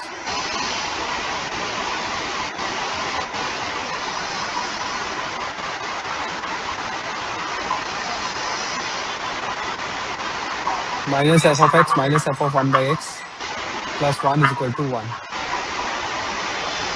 So from here, if I take f of x common, we'll get f of 1 by x minus 1 minus f of 1 by x common, we'll get, sorry, minus 1 common,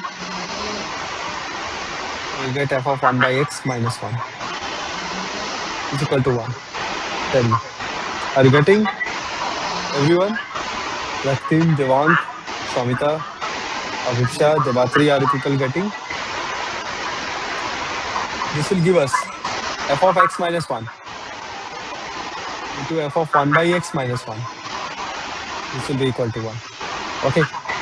Are you people able to see that over here the argument is x and over here the argument is 1 by x? Okay.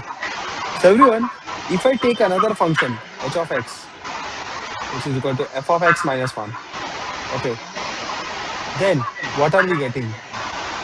H of x into h of 1 by x is equal to 1. Tell me, are you people getting h of x into h of 1 by x is equal to 1? Tell me, Shamita, Raktim, Alpsha, Devang, Devatri, are you people getting? So could you please explain this once again? Yes. So see, this is the functional equation, Devatri. F of x into f of 1 by x is equal to f of x plus f of 1 by x, right? This is the functional equation. Yes, sir. Okay. So what I did was I took f of x and f of 1 by x to the left hand side, first of all. Okay, I tried to factorize Yes, it. sir. I understood up to adding the one and then just the last two steps.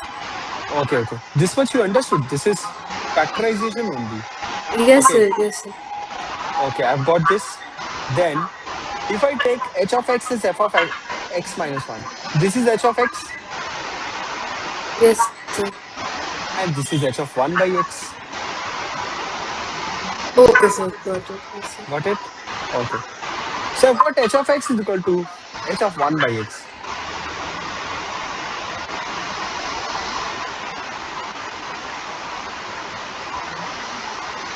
And remember, h of x is a polynomial.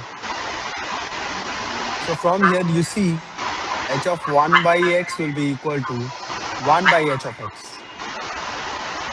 Okay. 1, yes, h of 1 by x is equal to 1 by h of x. Okay. Okay, for the time being, okay, I'll give you an example. What can be the value of h of x? Okay. So everyone see, if h of x is equal to ax square plus bx plus c, then what is 1 by h of x? 1 by h of x will be equal to 1 by ax square plus bx plus c. Okay. And what is h of 1 by x? H of 1 by x will be equal to a upon x square plus b upon x plus c. Okay.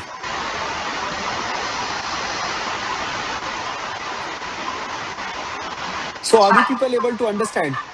For 1 by h of x and h of 1 by x to be equal, there should be exactly one term.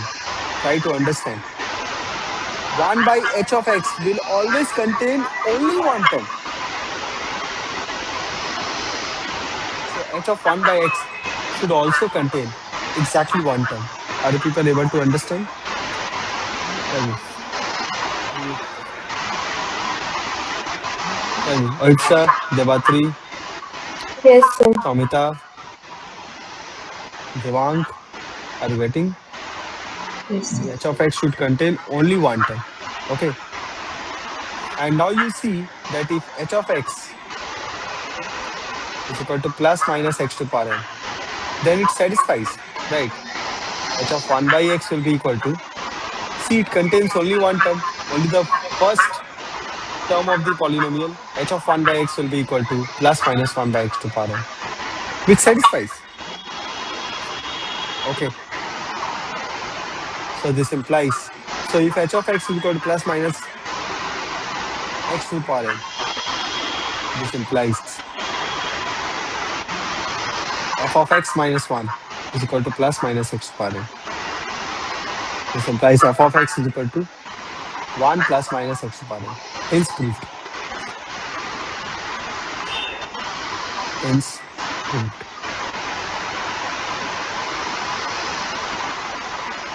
Okay.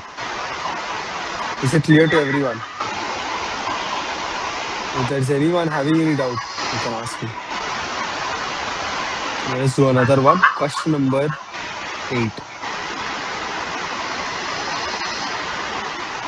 A polynomial function satisfies.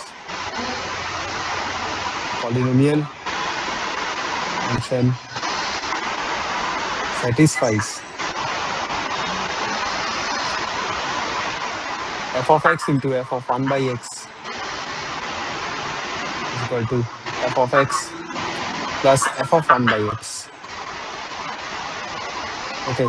And f of 4 is equal to 65. Find f of x and f of 3. Solve. Once you have done it, send your answers quickly.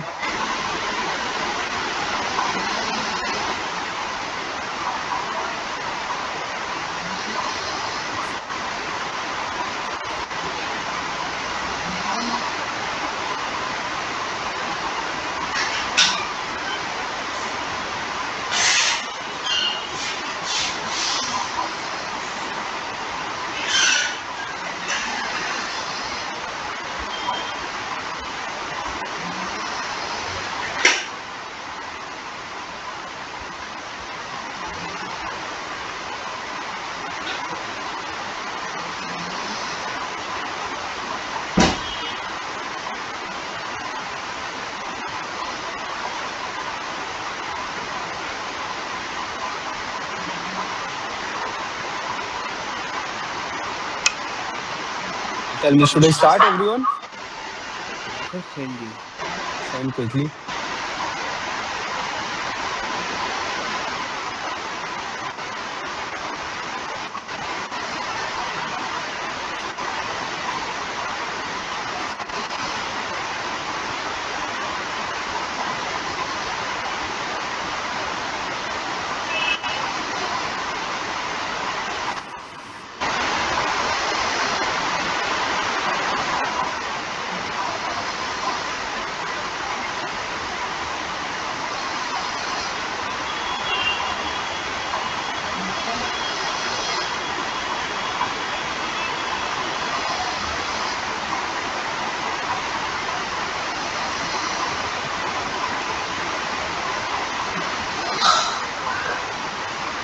Yes, Raktim, your answer is correct.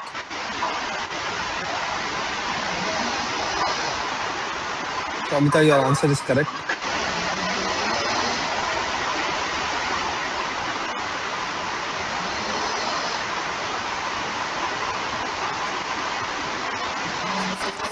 Debatri, Avisha, Devank, I'm waiting for you people. Quickly send your answers.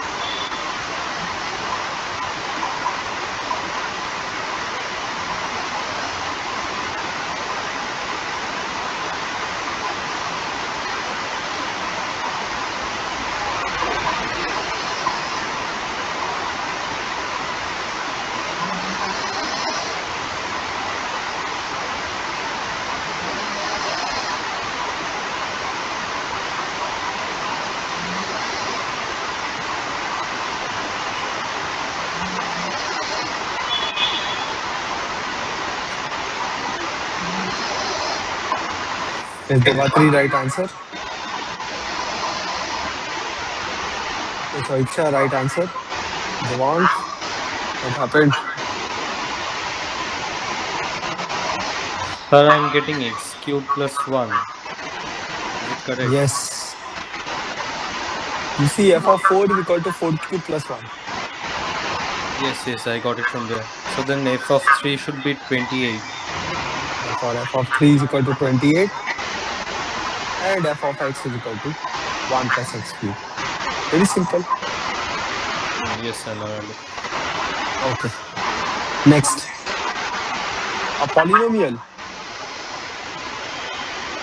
A polynomial with no constant term. A polynomial of degree 1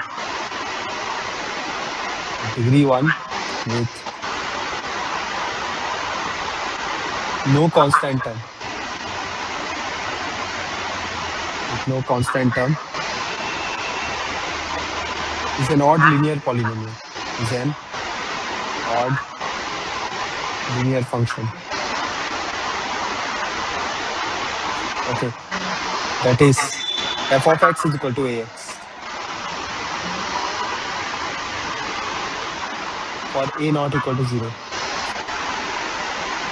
is an odd linear function.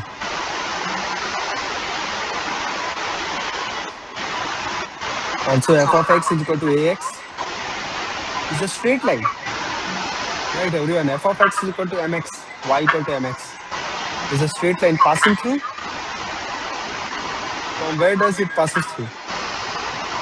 Is a straight line So origin. passing through origin. Passing through the origin. Remember, satisfies 0, comma 0.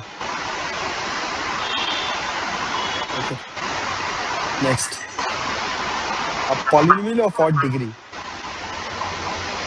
A polynomial of odd degree has its range. Has its range minus infinity, comma infinity. Means all real. Okay. If a polynomial is of odd degree. But a polynomial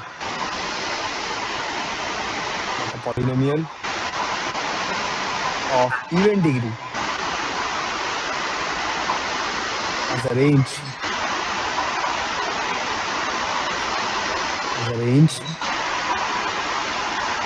which is always a subset of R, which is always a subset of R. Remember. For example, range of y equal to range of y is equal to 2x plus 3 is minus infinity, comma infinity. Okay, this is the range of y. Okay. You see, what is y equal to 2x plus 3?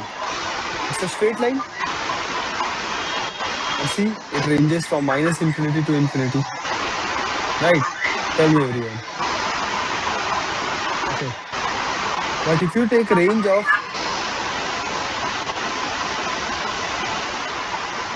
x square minus 6x plus 8. Okay. Asha, first of all, tell me, everyone, what does it represents on the graph, on the Cartesian plane? What does it represents? Tell me, everyone. A quadratic, what does it represents? Parabola. A parabola. Will it be concave upwards or concave downwards? Or concave rightwards or concave leftwards? Tell me. What do you think? What kind of a parabola it will be? Raksim, Devang, tell me. You people have attended all of my classes. Tell me.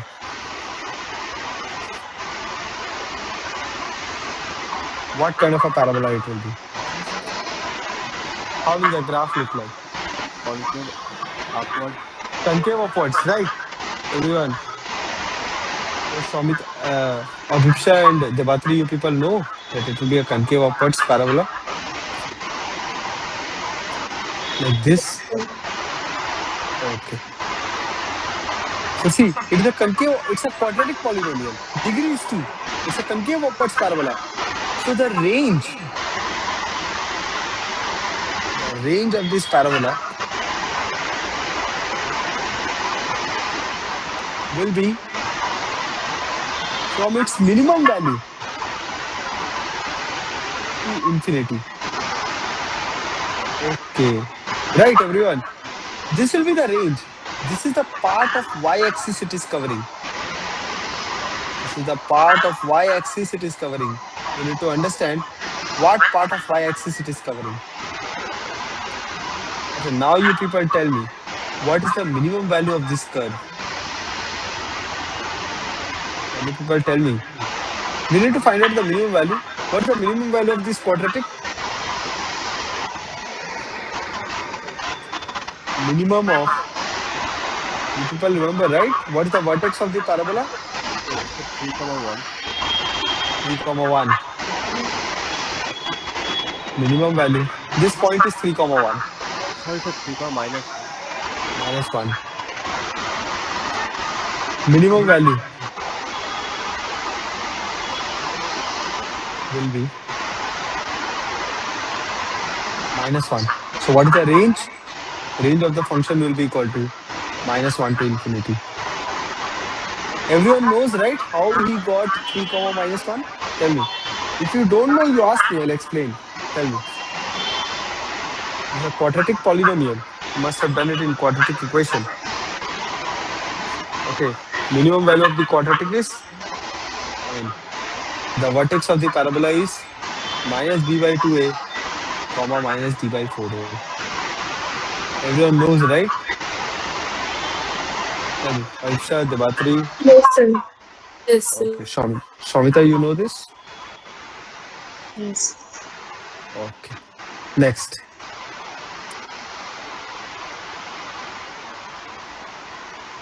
Note all algebraic functions, all algebraic functions are not polynomials.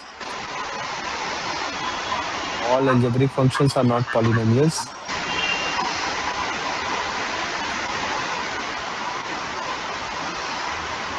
but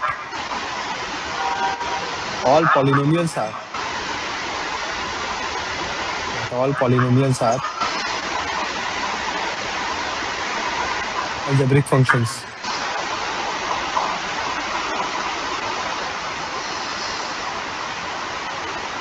Okay. Next. Everyone solve. Question number 9. Find the domain of.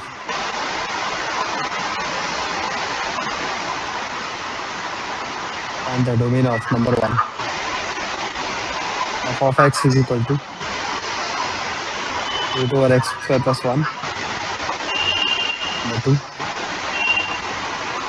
F of x is equal to x power 4 minus 16x square upon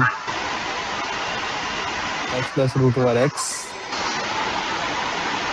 plus x minus 2 into cube root of x plus 1. Quickly solve, everyone. Very simple.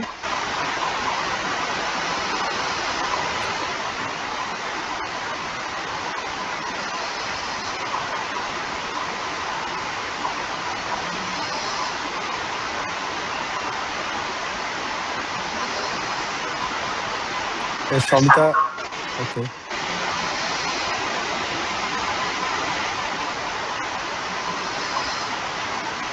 Shamita, 10 part 1 is correct.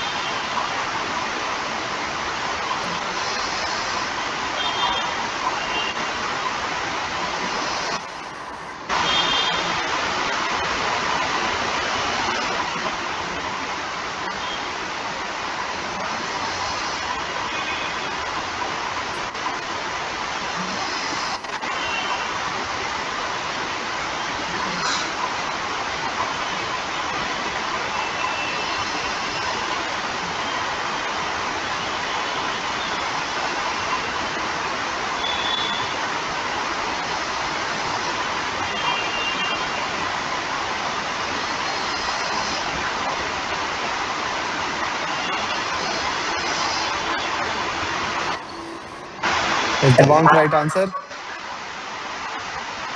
Abhisha 9 part 1 is correct. So everyone, part 1 is very easy.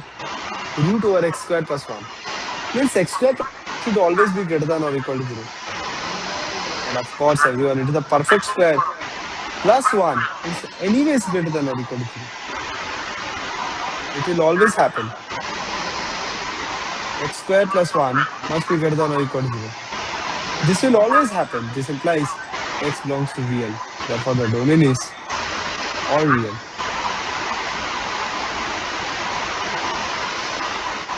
Okay, next. Part 2. Just send it one. Send quickly.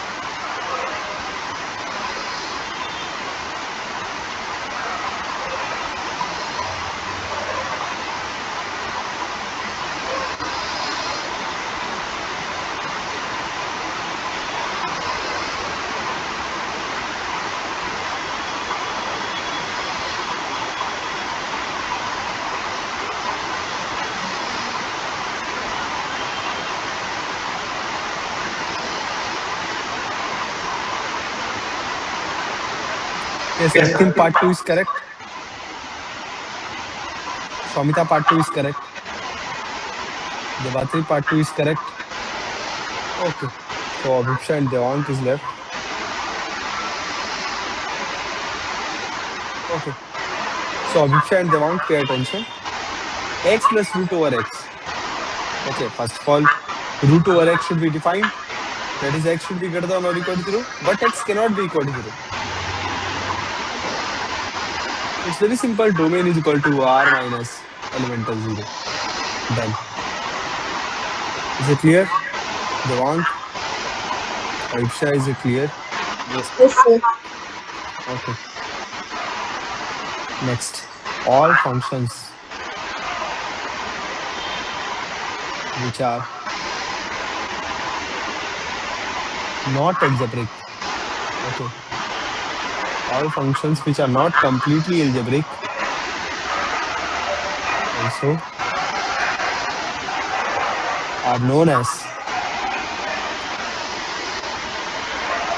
as transcendental functions.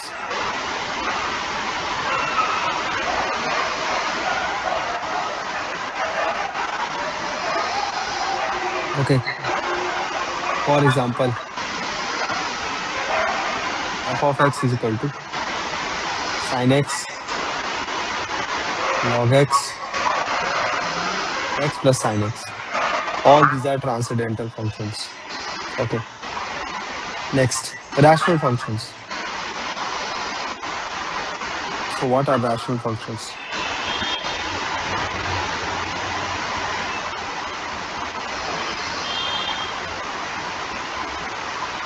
A rational function of the form, a function of the form,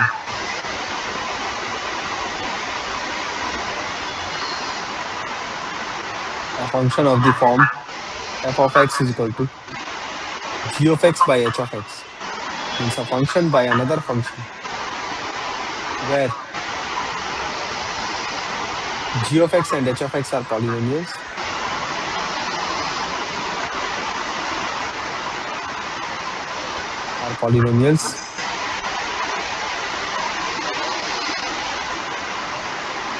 and h of x is not equal to 0. Then only it is defined. Okay. The domain of f of x, the domain of f of x will be all real, is a set of real x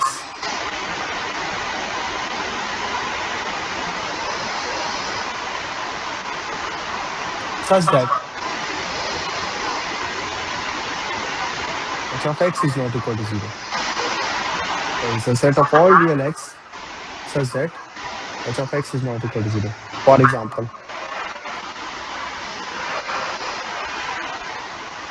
if f of x is equal to 2x to the power 4 minus x square plus 7 upon x square minus 16. What is the domain, everyone? What is the domain of the function? All real except Plus minus plus 4. minus 4. Next. Similarly, I'm giving another example. If f of x is equal to x square plus 5 upon cos x, what is the domain? Tell me. Domain is all real except, tell me, when is cos x equal to 0? pi by 2. Only pi by 2.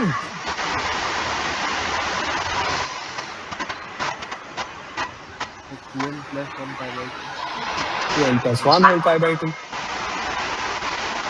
Such that n belongs to integers. Okay. If there's anyone having any doubt, you can ask me. Okay. Next. Our next topic is exponential function. Exponential functions.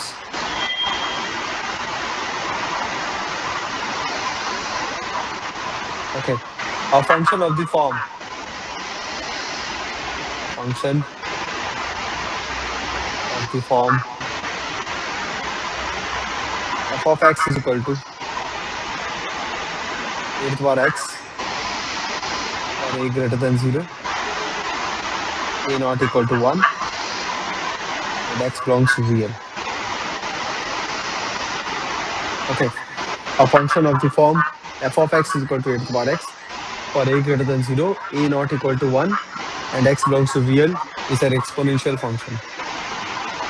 It's called an exponential function.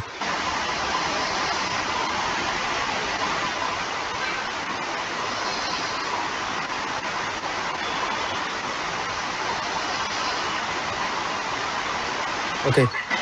Next. Let us understand the graph of a to the power x.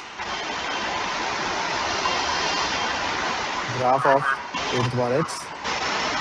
Okay, so there will be two cases. One is when a greater than 1. Another one is when a lies between 0 and 1. Okay, so I'll take an example. Example y equal to 2 to the power x. Okay, so before plotting the graph, let us take some points. Okay, for which it will be easier to identify the points on the Cartesian plane. Okay, this is x, this is y. Okay, so everyone, for x equal to 1, y is equal to 2. For x equal to 0, y equal to 1. For x equal to minus 1, we'll get half. For x equal to infinity, what is the value of y? Tell me, everyone. What is 2 to the power infinity? Infinity.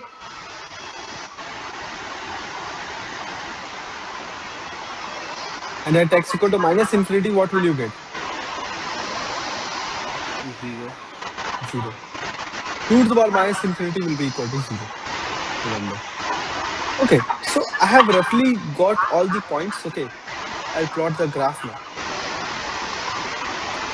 How will it look like? Pay attention. Okay, are you people able to visualize? the graph will start from minus infinity comma 0. That means from here. Are you people able to understand? And at infinity, it will go up, straight up. Okay. At x equal to 0, it is 1. 0 comma 1 will be somewhere over here. First one. Okay. 1 comma 2 will be somewhere over x equal to 1, y equal to 2 will be somewhere over here. At x equal to minus 1, y will be equal to half somewhere over here. Okay. At x equal to infinity, it will be infinity. So everyone, this is how the graph will look like. Tell me, are you people able to visualize? Or unable to understand? Tell me. I'll explain Sir, can you explain once again? once again. Okay. So Shamita, before drawing the graph, okay, first of all, you plot the points. Minus infinity comma 0 will be somewhere over here. Right, tell me, Shamita. Yes, This sir. is okay. Minus 1 comma half will be somewhere over here. 0 comma Yes, 1 sir. will be somewhere over here. 1 comma 2 will be Yes. somewhere over here. X equal to 2, it will be 4. So somewhere over here. When you join all the dots, the graph will look somewhat like this. Yes, sir. Now is it clear? Yes, sir. Thank you, sir. Yes. Okay. So this is how the graph will look like. Okay, everyone. If you people have any doubt, you can ask me. Okay. In the same graph, I show you the transformation also. Like how the graph will transform if you will be able to feel it, how the graph will transform if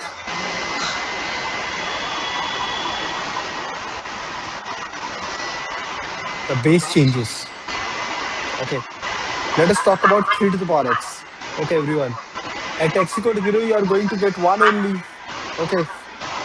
At x equal to 0, you are going to get 1. At x equal to 1, you are going to get 3. Right, everyone? For y equal to 3 to the power x, at x equal to 1, you are going to get 3. So 1 comma 3, 1 comma 3 will be above or below? Tell me. This is 1 comma 2. 1 comma 3 will be above or below? What do you think? Everyone? Above. Above. Okay. Next. On the left hand side also, let us check.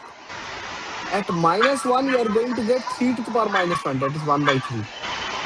So this point is minus 1 comma half. So my question is minus 1 comma 1 by 3 will be above or below 1 minus 1 comma 1 by 3. It will be So below. below. So this is how it will look like. It will be below, and on the right hand side it will go up. Are you people able to understand the transformation? Tell me. Yes, sir. Tell me, Abhipsha, Debatri, Shomita, Yes, sir. and Javank. Is it clear? Yes, sir. Okay. This is how it will look like, more or less. Okay. Similarly, what will happen? 4 to the power x will be again below this. 5 to the power x again below this. Okay. This orange one is y equal to 3 to the power x. This white one will be y equal to 2 to the power x. Okay. Same thing, y equal to 4 to the power x will be just below. Okay. If there's anyone having any doubt, you can ask me now. Okay.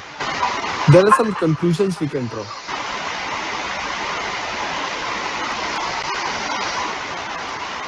There are some conclusions we can draw.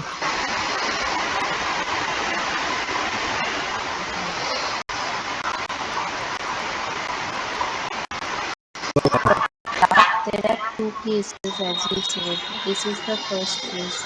This is the first case. Second case I will draw. Okay, then I'm going to draw. Fine. So you people can understand, right? That the range of the graph. What is the first of all? Let us understand the domain.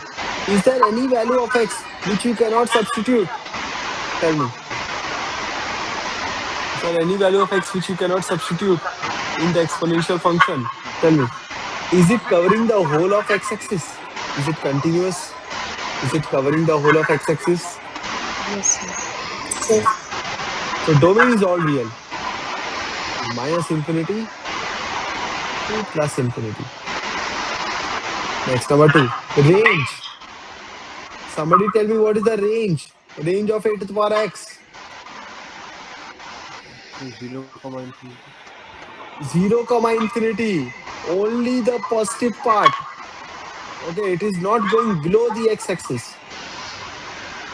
So range will be from 0 to infinity. Will 0 be included? What do you think? Infinity will be excluded, but will 0 be included? No, sir. No, sir. No, because you won't find a value of x for which p to the power x is equal to 0. You see, at minus infinity also it is coming as 0, and minus infinity is just a concept.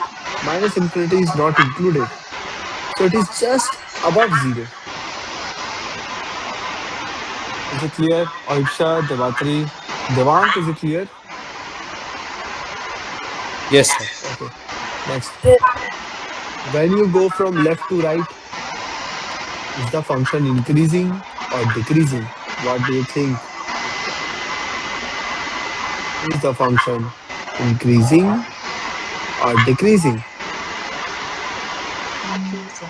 Increasing. Increasing. Number three. The function is increasing.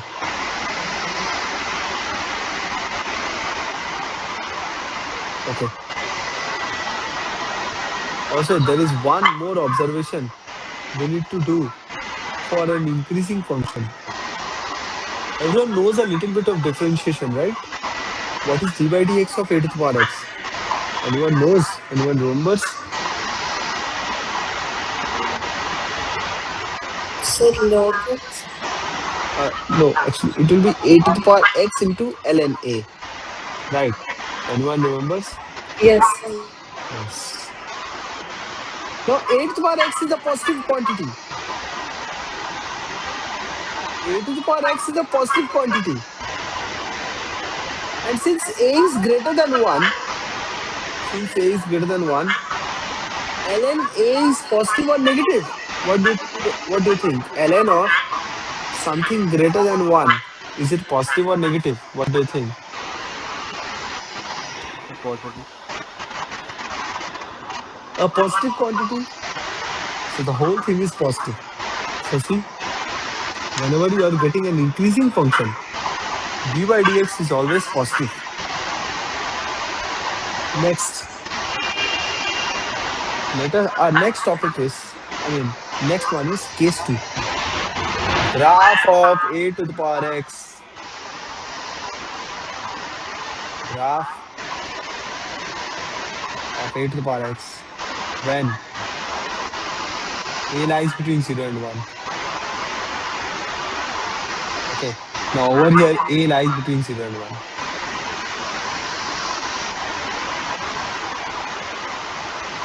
So over here, ln a will be positive or negative?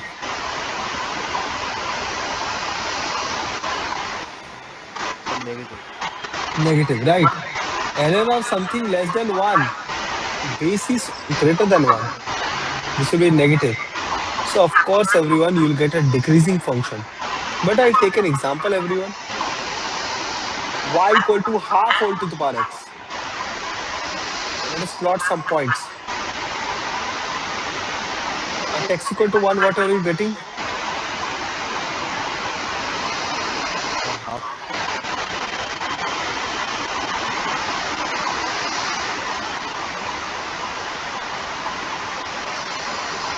At x equal to 0, what are you getting?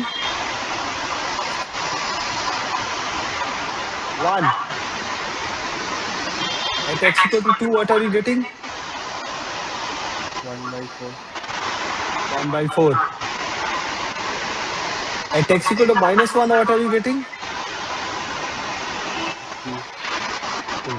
At x equal to infinity, what are you getting?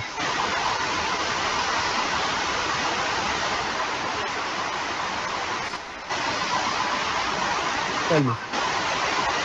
So 0. 0. And at x equal to minus infinity? Infinity. Infinity. Okay. Let us plot the graph. Okay. So everyone, you plot the points. And when you draw the graph, at x equal to 1, at x equal to 0, you are getting 1 over here. At x equal to 1, you are getting half. At x equal to 2, you are getting 1 by 4. So somewhere over here, at x equal to infinity, you are getting 0.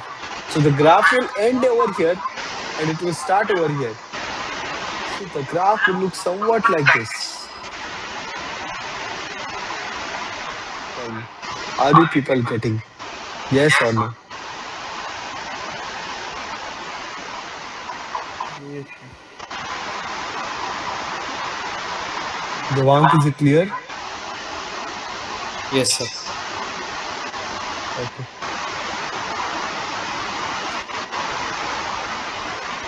And Oisha, Devatri, is it clear? Yes, sir. See, like I told you, everyone, we'll get a decreasing function. Achha, let us talk about 1 by 3 whole to the power x also. This is y equal to half whole to the power x, 1 by 2 to the power x. Let us find out what will happen with 1 by 3 to the power x. So at x equal to 1, you are getting 1 by 3. 1 comma 1 by 3 will be above or below? Tell me.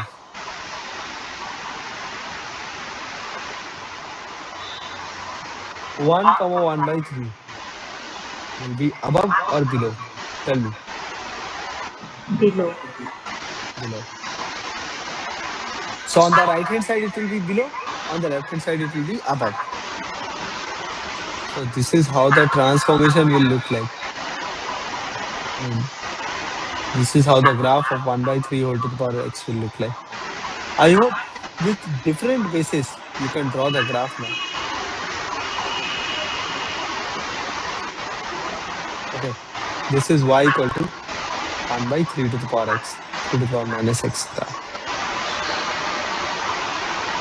Okay, let us draw some conclusions.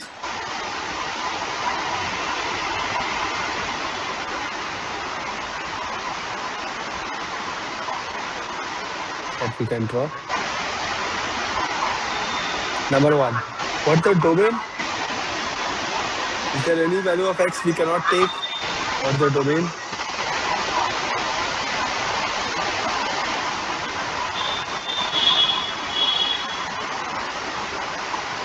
What is the domain of the function? Tell me. Is it covering the whole of x-axis? Yes, all real. Yes, sir. Okay, next. Number 2.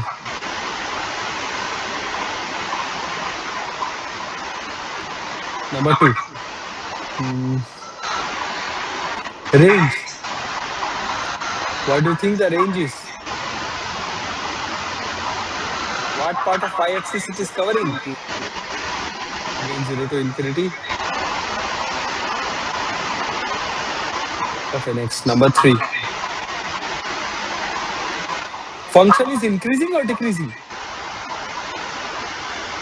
Function Decreasing. is decreasing.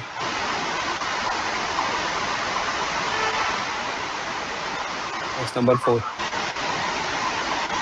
d by dx of a to the power x is again a to the power x ln a. But this time, ln a will be negative. So this will be less than 0. Okay, so see, for a decreasing function, its derivative is negative. And for an increasing function, its derivative is positive. Okay, if there's anyone having any doubt, you can ask me. Next, our next topic is logarithmic function.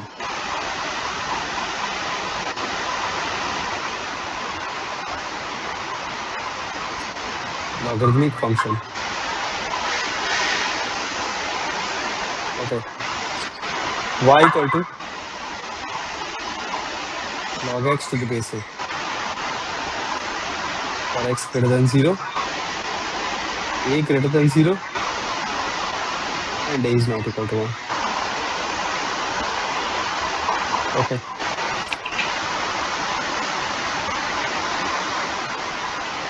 Next,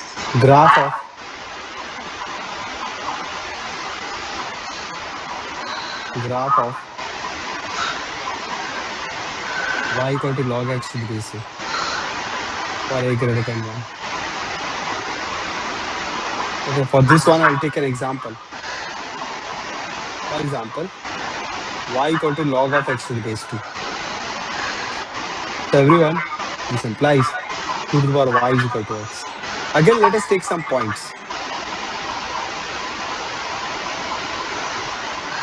Let us take some points.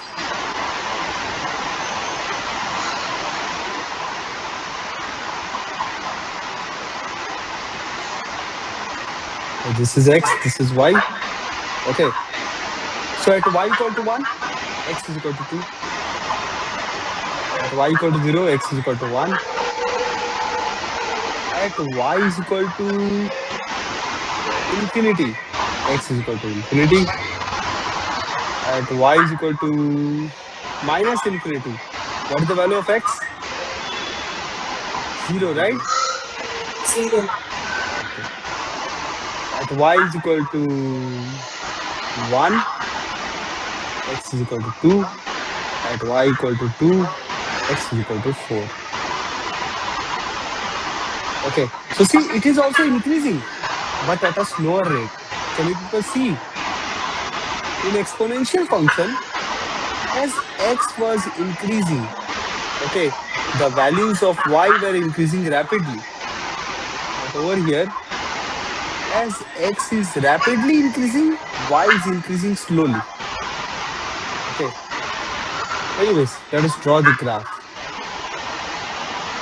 How it will look like. So everyone, at x equal to 0, we have minus infinity. It's somewhere over here. Are you people able to understand that the graph will start from here? At x equal to 0, we have 1. Sorry. At x equal to 1, we have 0.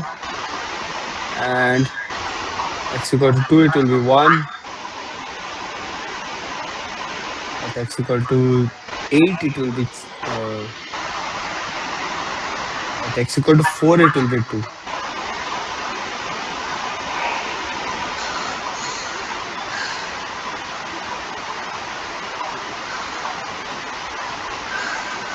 Okay. So everyone, the graph will look somewhat like this.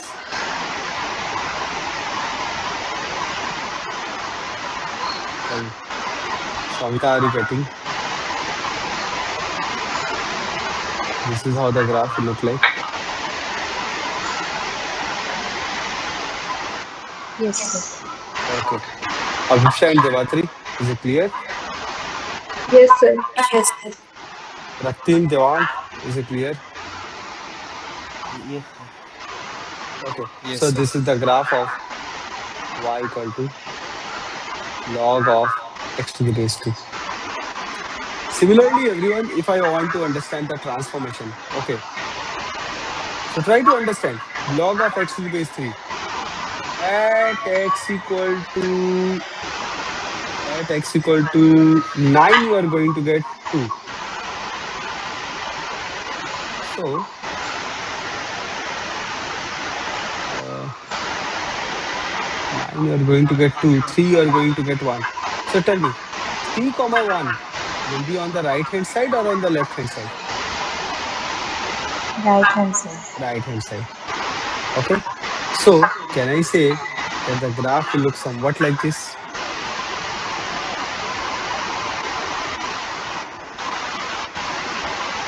Tell me. Are you able to understand the transformation? This is the graph of log x to the base 3.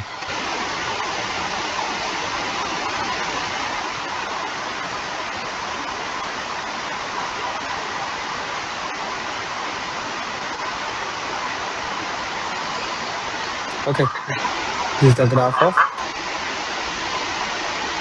log of x to the base 3. And this is the graph of log of x to the base 2.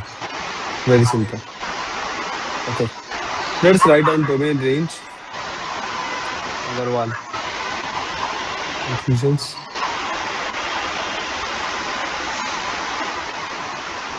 Okay, by looking at the graph, what is the domain? What is the domain of log of x to the base a?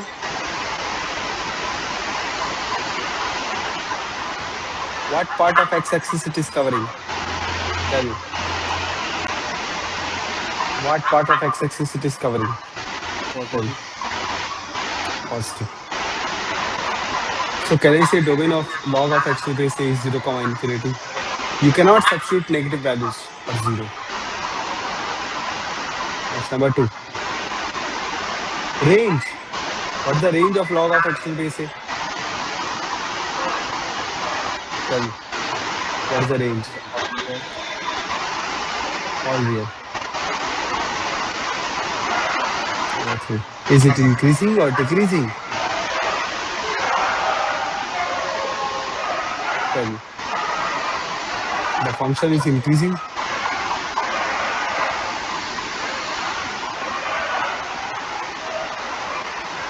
Okay. Next, number 4. d by dx of log of x to the base a is equal to 1 by x ln a. Now see, since a is greater than 1, ln a will be greater than 0. Okay, so this will be positive. Tell me. Up to this much, anyone having any doubt? Tell me. Ratim, Shwamita, Devang, Absha, No, sir. Devatri, are you getting? Understood, sir. Okay.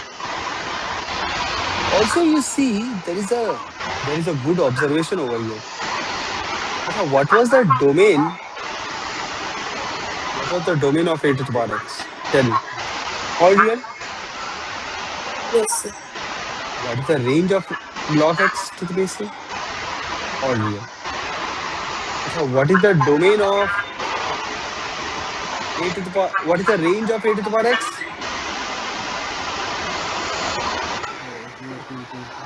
0 to infinity. 0 to infinity. What is the domain of log x to the base a? 0 to infinity. All real. 0 to infinity, no? Yes, sir. 0 to infinity. Yes.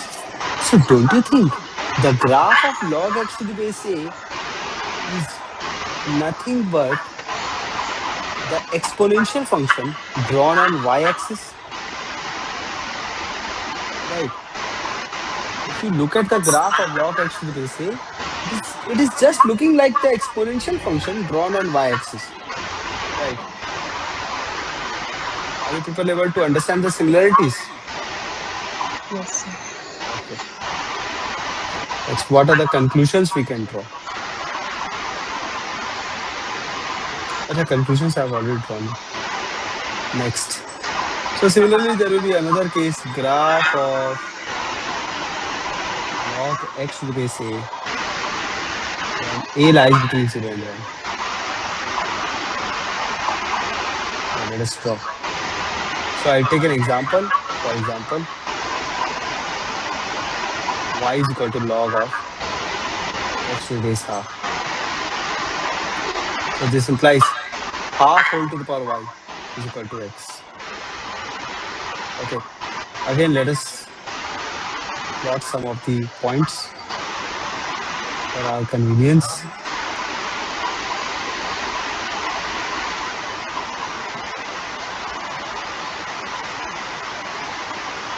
X, y.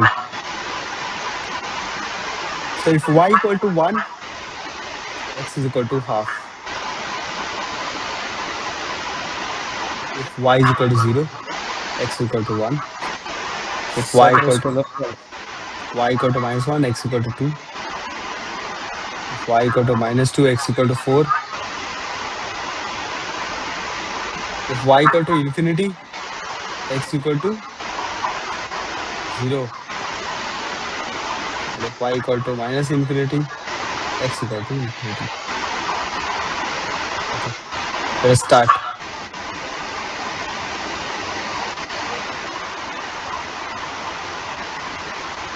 So see, minus infinity comma infinity is somewhere over here.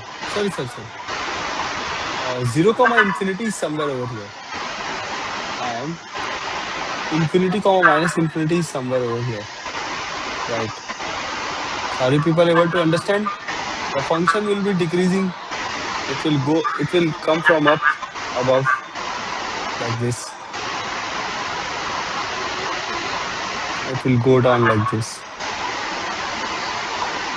Tell me, are you people getting? This is the graph of log of x to the base a when a lies between 0 and 1. Tell me, Shomita, is it clear? Yes, sir. Devang, Yes, sir. Abhiksha and Devatri, Raktin, is it clear? Yes, sir. Yes, sir. Okay, the coordinates of this point will be 0, 1, comma 0. Next, there are some conclusions we can draw.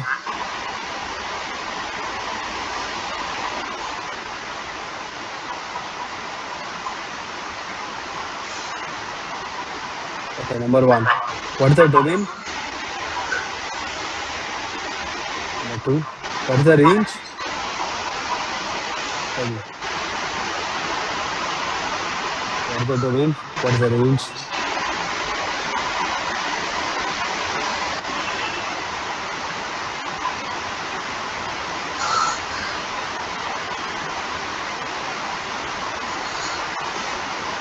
Tell me, what is the domain? What is the range?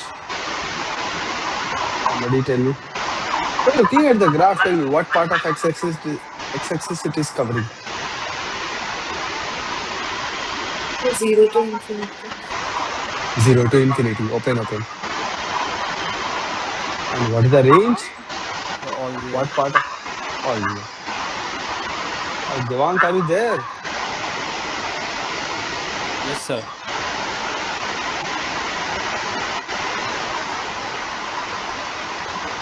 Respond. Okay, let us do one problem. Acha, function is increasing or decreasing in this case? The function is decreasing. Okay, let us do one problem.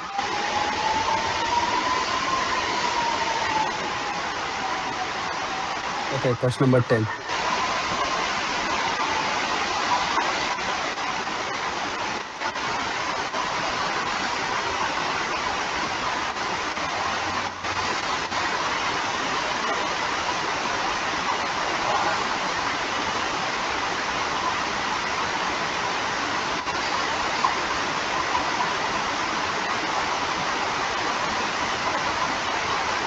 Okay, let us do one question on graph.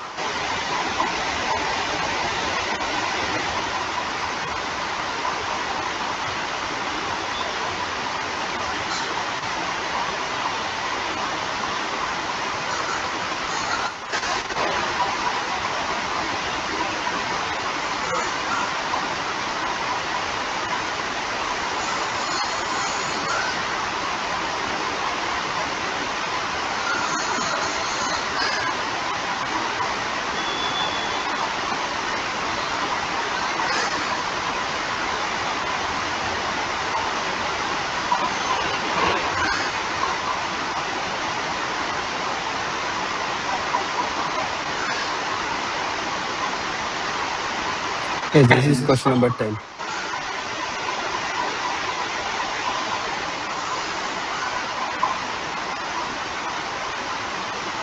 Solve. You have to find out the number of solutions. You have to find out all the solutions. After that, you have to find out the sum of all the greatest integers of all the solution.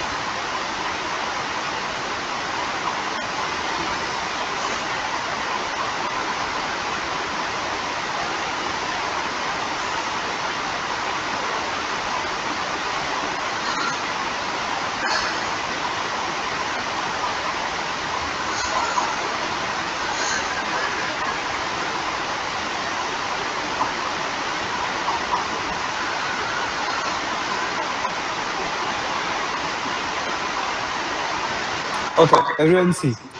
We need to find out the number of solutions of log x to the base half is equal to x. So what you do is you draw the graph of both the equations. So is the number of solution 1? Number of solution is 1. How will the graph of log x to the base half look like? Okay, this is the graph of log x to the base half. Okay, and what is y equal to x? Y equal to x will be this. So at how many points they are intersecting? Tell me everyone. So 1. At 1 point. Right.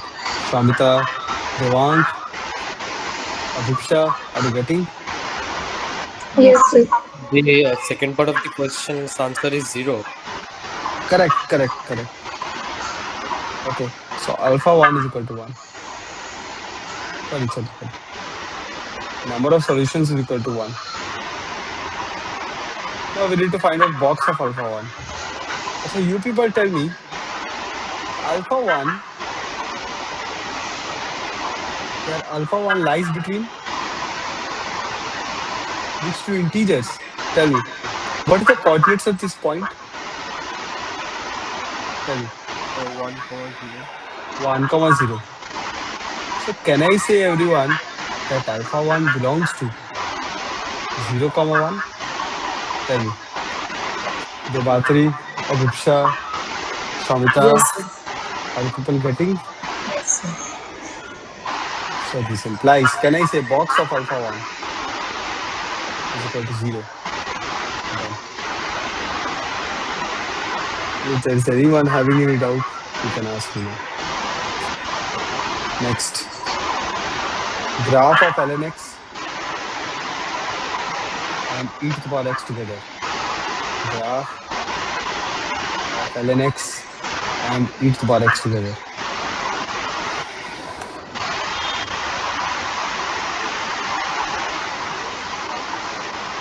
Okay, let us draw the graph of ln x and e to the power x together.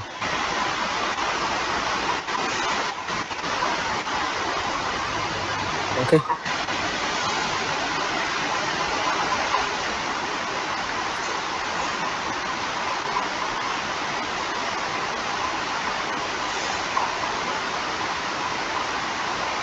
So this is the graph of ln x.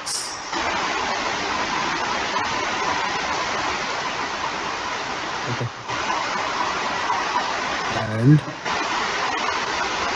this is the graph of e to the power x. Okay.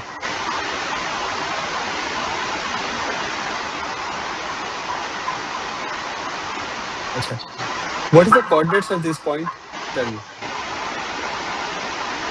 What is the coordinates of this point? 1, comma 0. 1, comma 0. And what is the coordinates of this point? 0, comma 1. 0, comma 1. So this is 1, comma 0. This is 0, comma 1.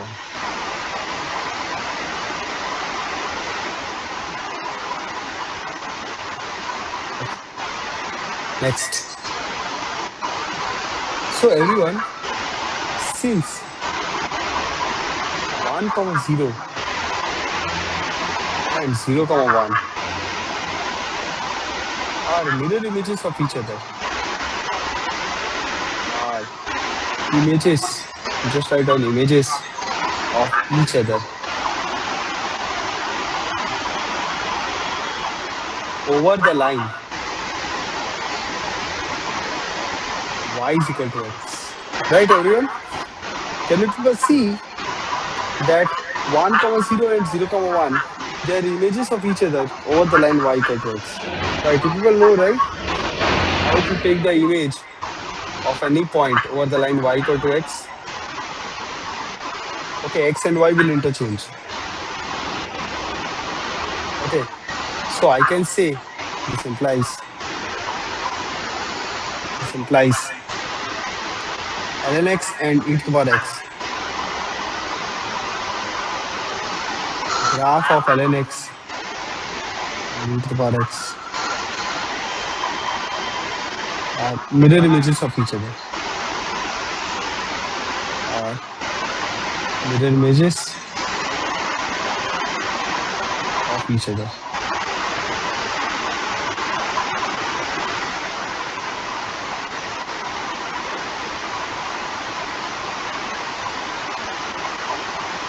Okay, and thus they are inverses of each other, and thus inverses of each other. Okay, so everyone, when you join them, okay, they are perpendicular to y equal to x. Also, everyone, this point is e comma 1. Okay, and this point is 1 comma e. Okay, in the upcoming classes, I'll tell you how to find out. I'll teach you how to find out the distance of closest approach. In application of derivatives, we are going to learn how to find out the distance of closest approach. Over here, in this case, in case of ln x and e to the power x, the distance between 1 comma e and e comma 1 is the shortest distance between these two curves. Shortest distance between these two curves is the distance between e comma 1 and 1 comma e. Okay. Anyone having any doubt, you can ask me. Okay. Okay, let us do one last set of problems. Question number 11. So till now, anyone having any doubt? Tell me. Adiksha, Devatri, No, sir. No, sir. and Raktim, Devank. No, sir. No, sir. No. Shamita. No, sir. Okay. So this is the last set of problems. Quickly solve.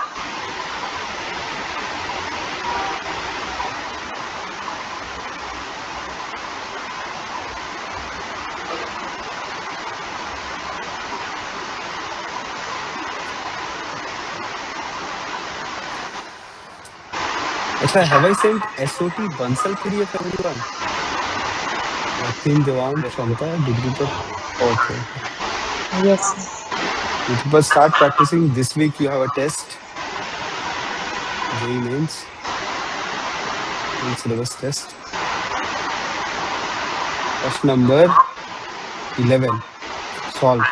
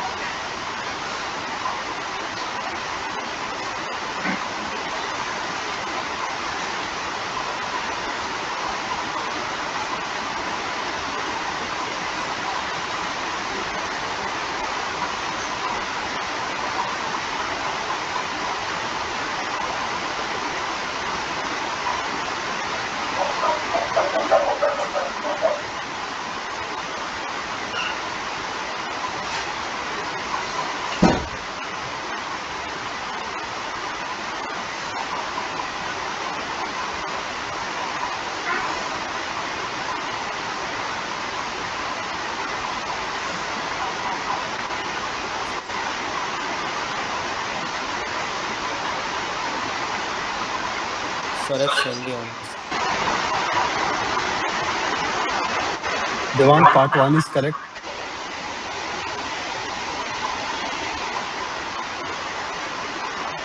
Devang, part 2 is correct.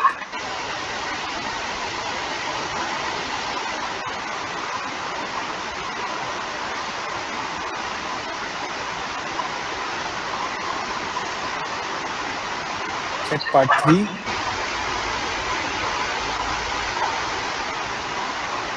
Part 4 is correct.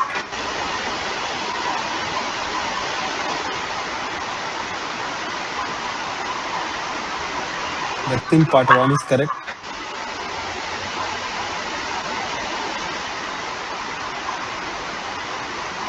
Part 2 is correct. There's a slight mistake in part 3. Shwamita, part 1 is correct. Ractim, part 4 is correct. Okay. Ayubsha and Devatri, I'm solving. Pay attention. Square root of ln x. Pay attention.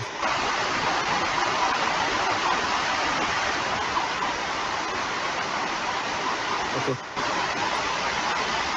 So over here, for this function to be defined, okay, ln x has to be greater than or equal to 0.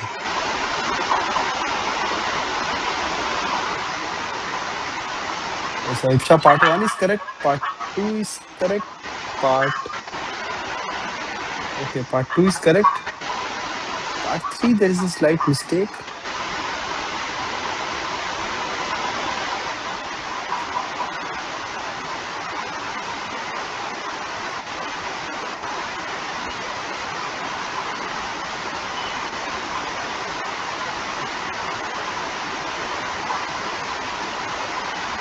Okay.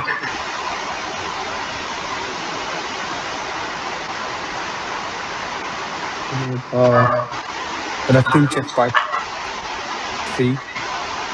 ln x is greater than or equal to 0. Okay. So this implies x is greater than or equal to e to the power 0. This implies x should be greater than or equal to 1. Tell me, Devatri, are you getting? Therefore, domain of the function is 1 to Yes, sir. infinity. Next, part 2. Part 2, 1 by ln x. 1 by ln x means ln x cannot be equal to 0. This implies x cannot be equal to 1. Okay. Also, ln x has to be defined. X should be greater than 0. Therefore, domain of the function will be 0 comma infinity except elemental 1. Right, tell me. Are the people getting? Yes. Yes, sir. Shwamita, are you getting? Shwamita, your answer is correct. Part 3, everyone pay attention.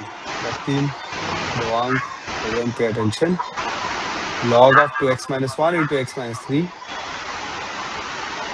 X minus 1 into x minus 3 to the base x.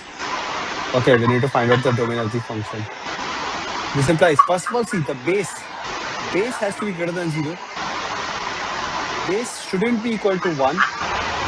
And 2x minus 1 into x minus 3 should be greater than 0. Okay, strictly greater than 0. So if 2x minus 1 into x minus 3 is greater than 0, okay, let us plot the wavy curve. This is half, this is 3. This is how it will look like. Okay. So x belongs to minus infinity comma half, union 3 comma infinity. Now everyone, we need to take the intersection of this one and this one. We need to take the intersection of these two. Okay. So what is intersection of 1 and 2? Okay. Intersection of 1 and 2 will be 0 comma half union 3 comma infinity. domain is equal to 0 comma half union 3 comma infinity. Okay. Is it clear? Everyone? Yes. Yes. Okay. Adipsha, Samita. Yes, sir. Yes, sir. Okay. Okay. Devang, is it clear? Yes, sir. Okay. Part 4, e to the power 1 by x. This is very simple, everyone. Only the fraction should be defined. That is, x should not be equal to 0. Therefore, the domain is all real minus elemental 0. Okay. Tell me. Anyone having any doubt? Anyone?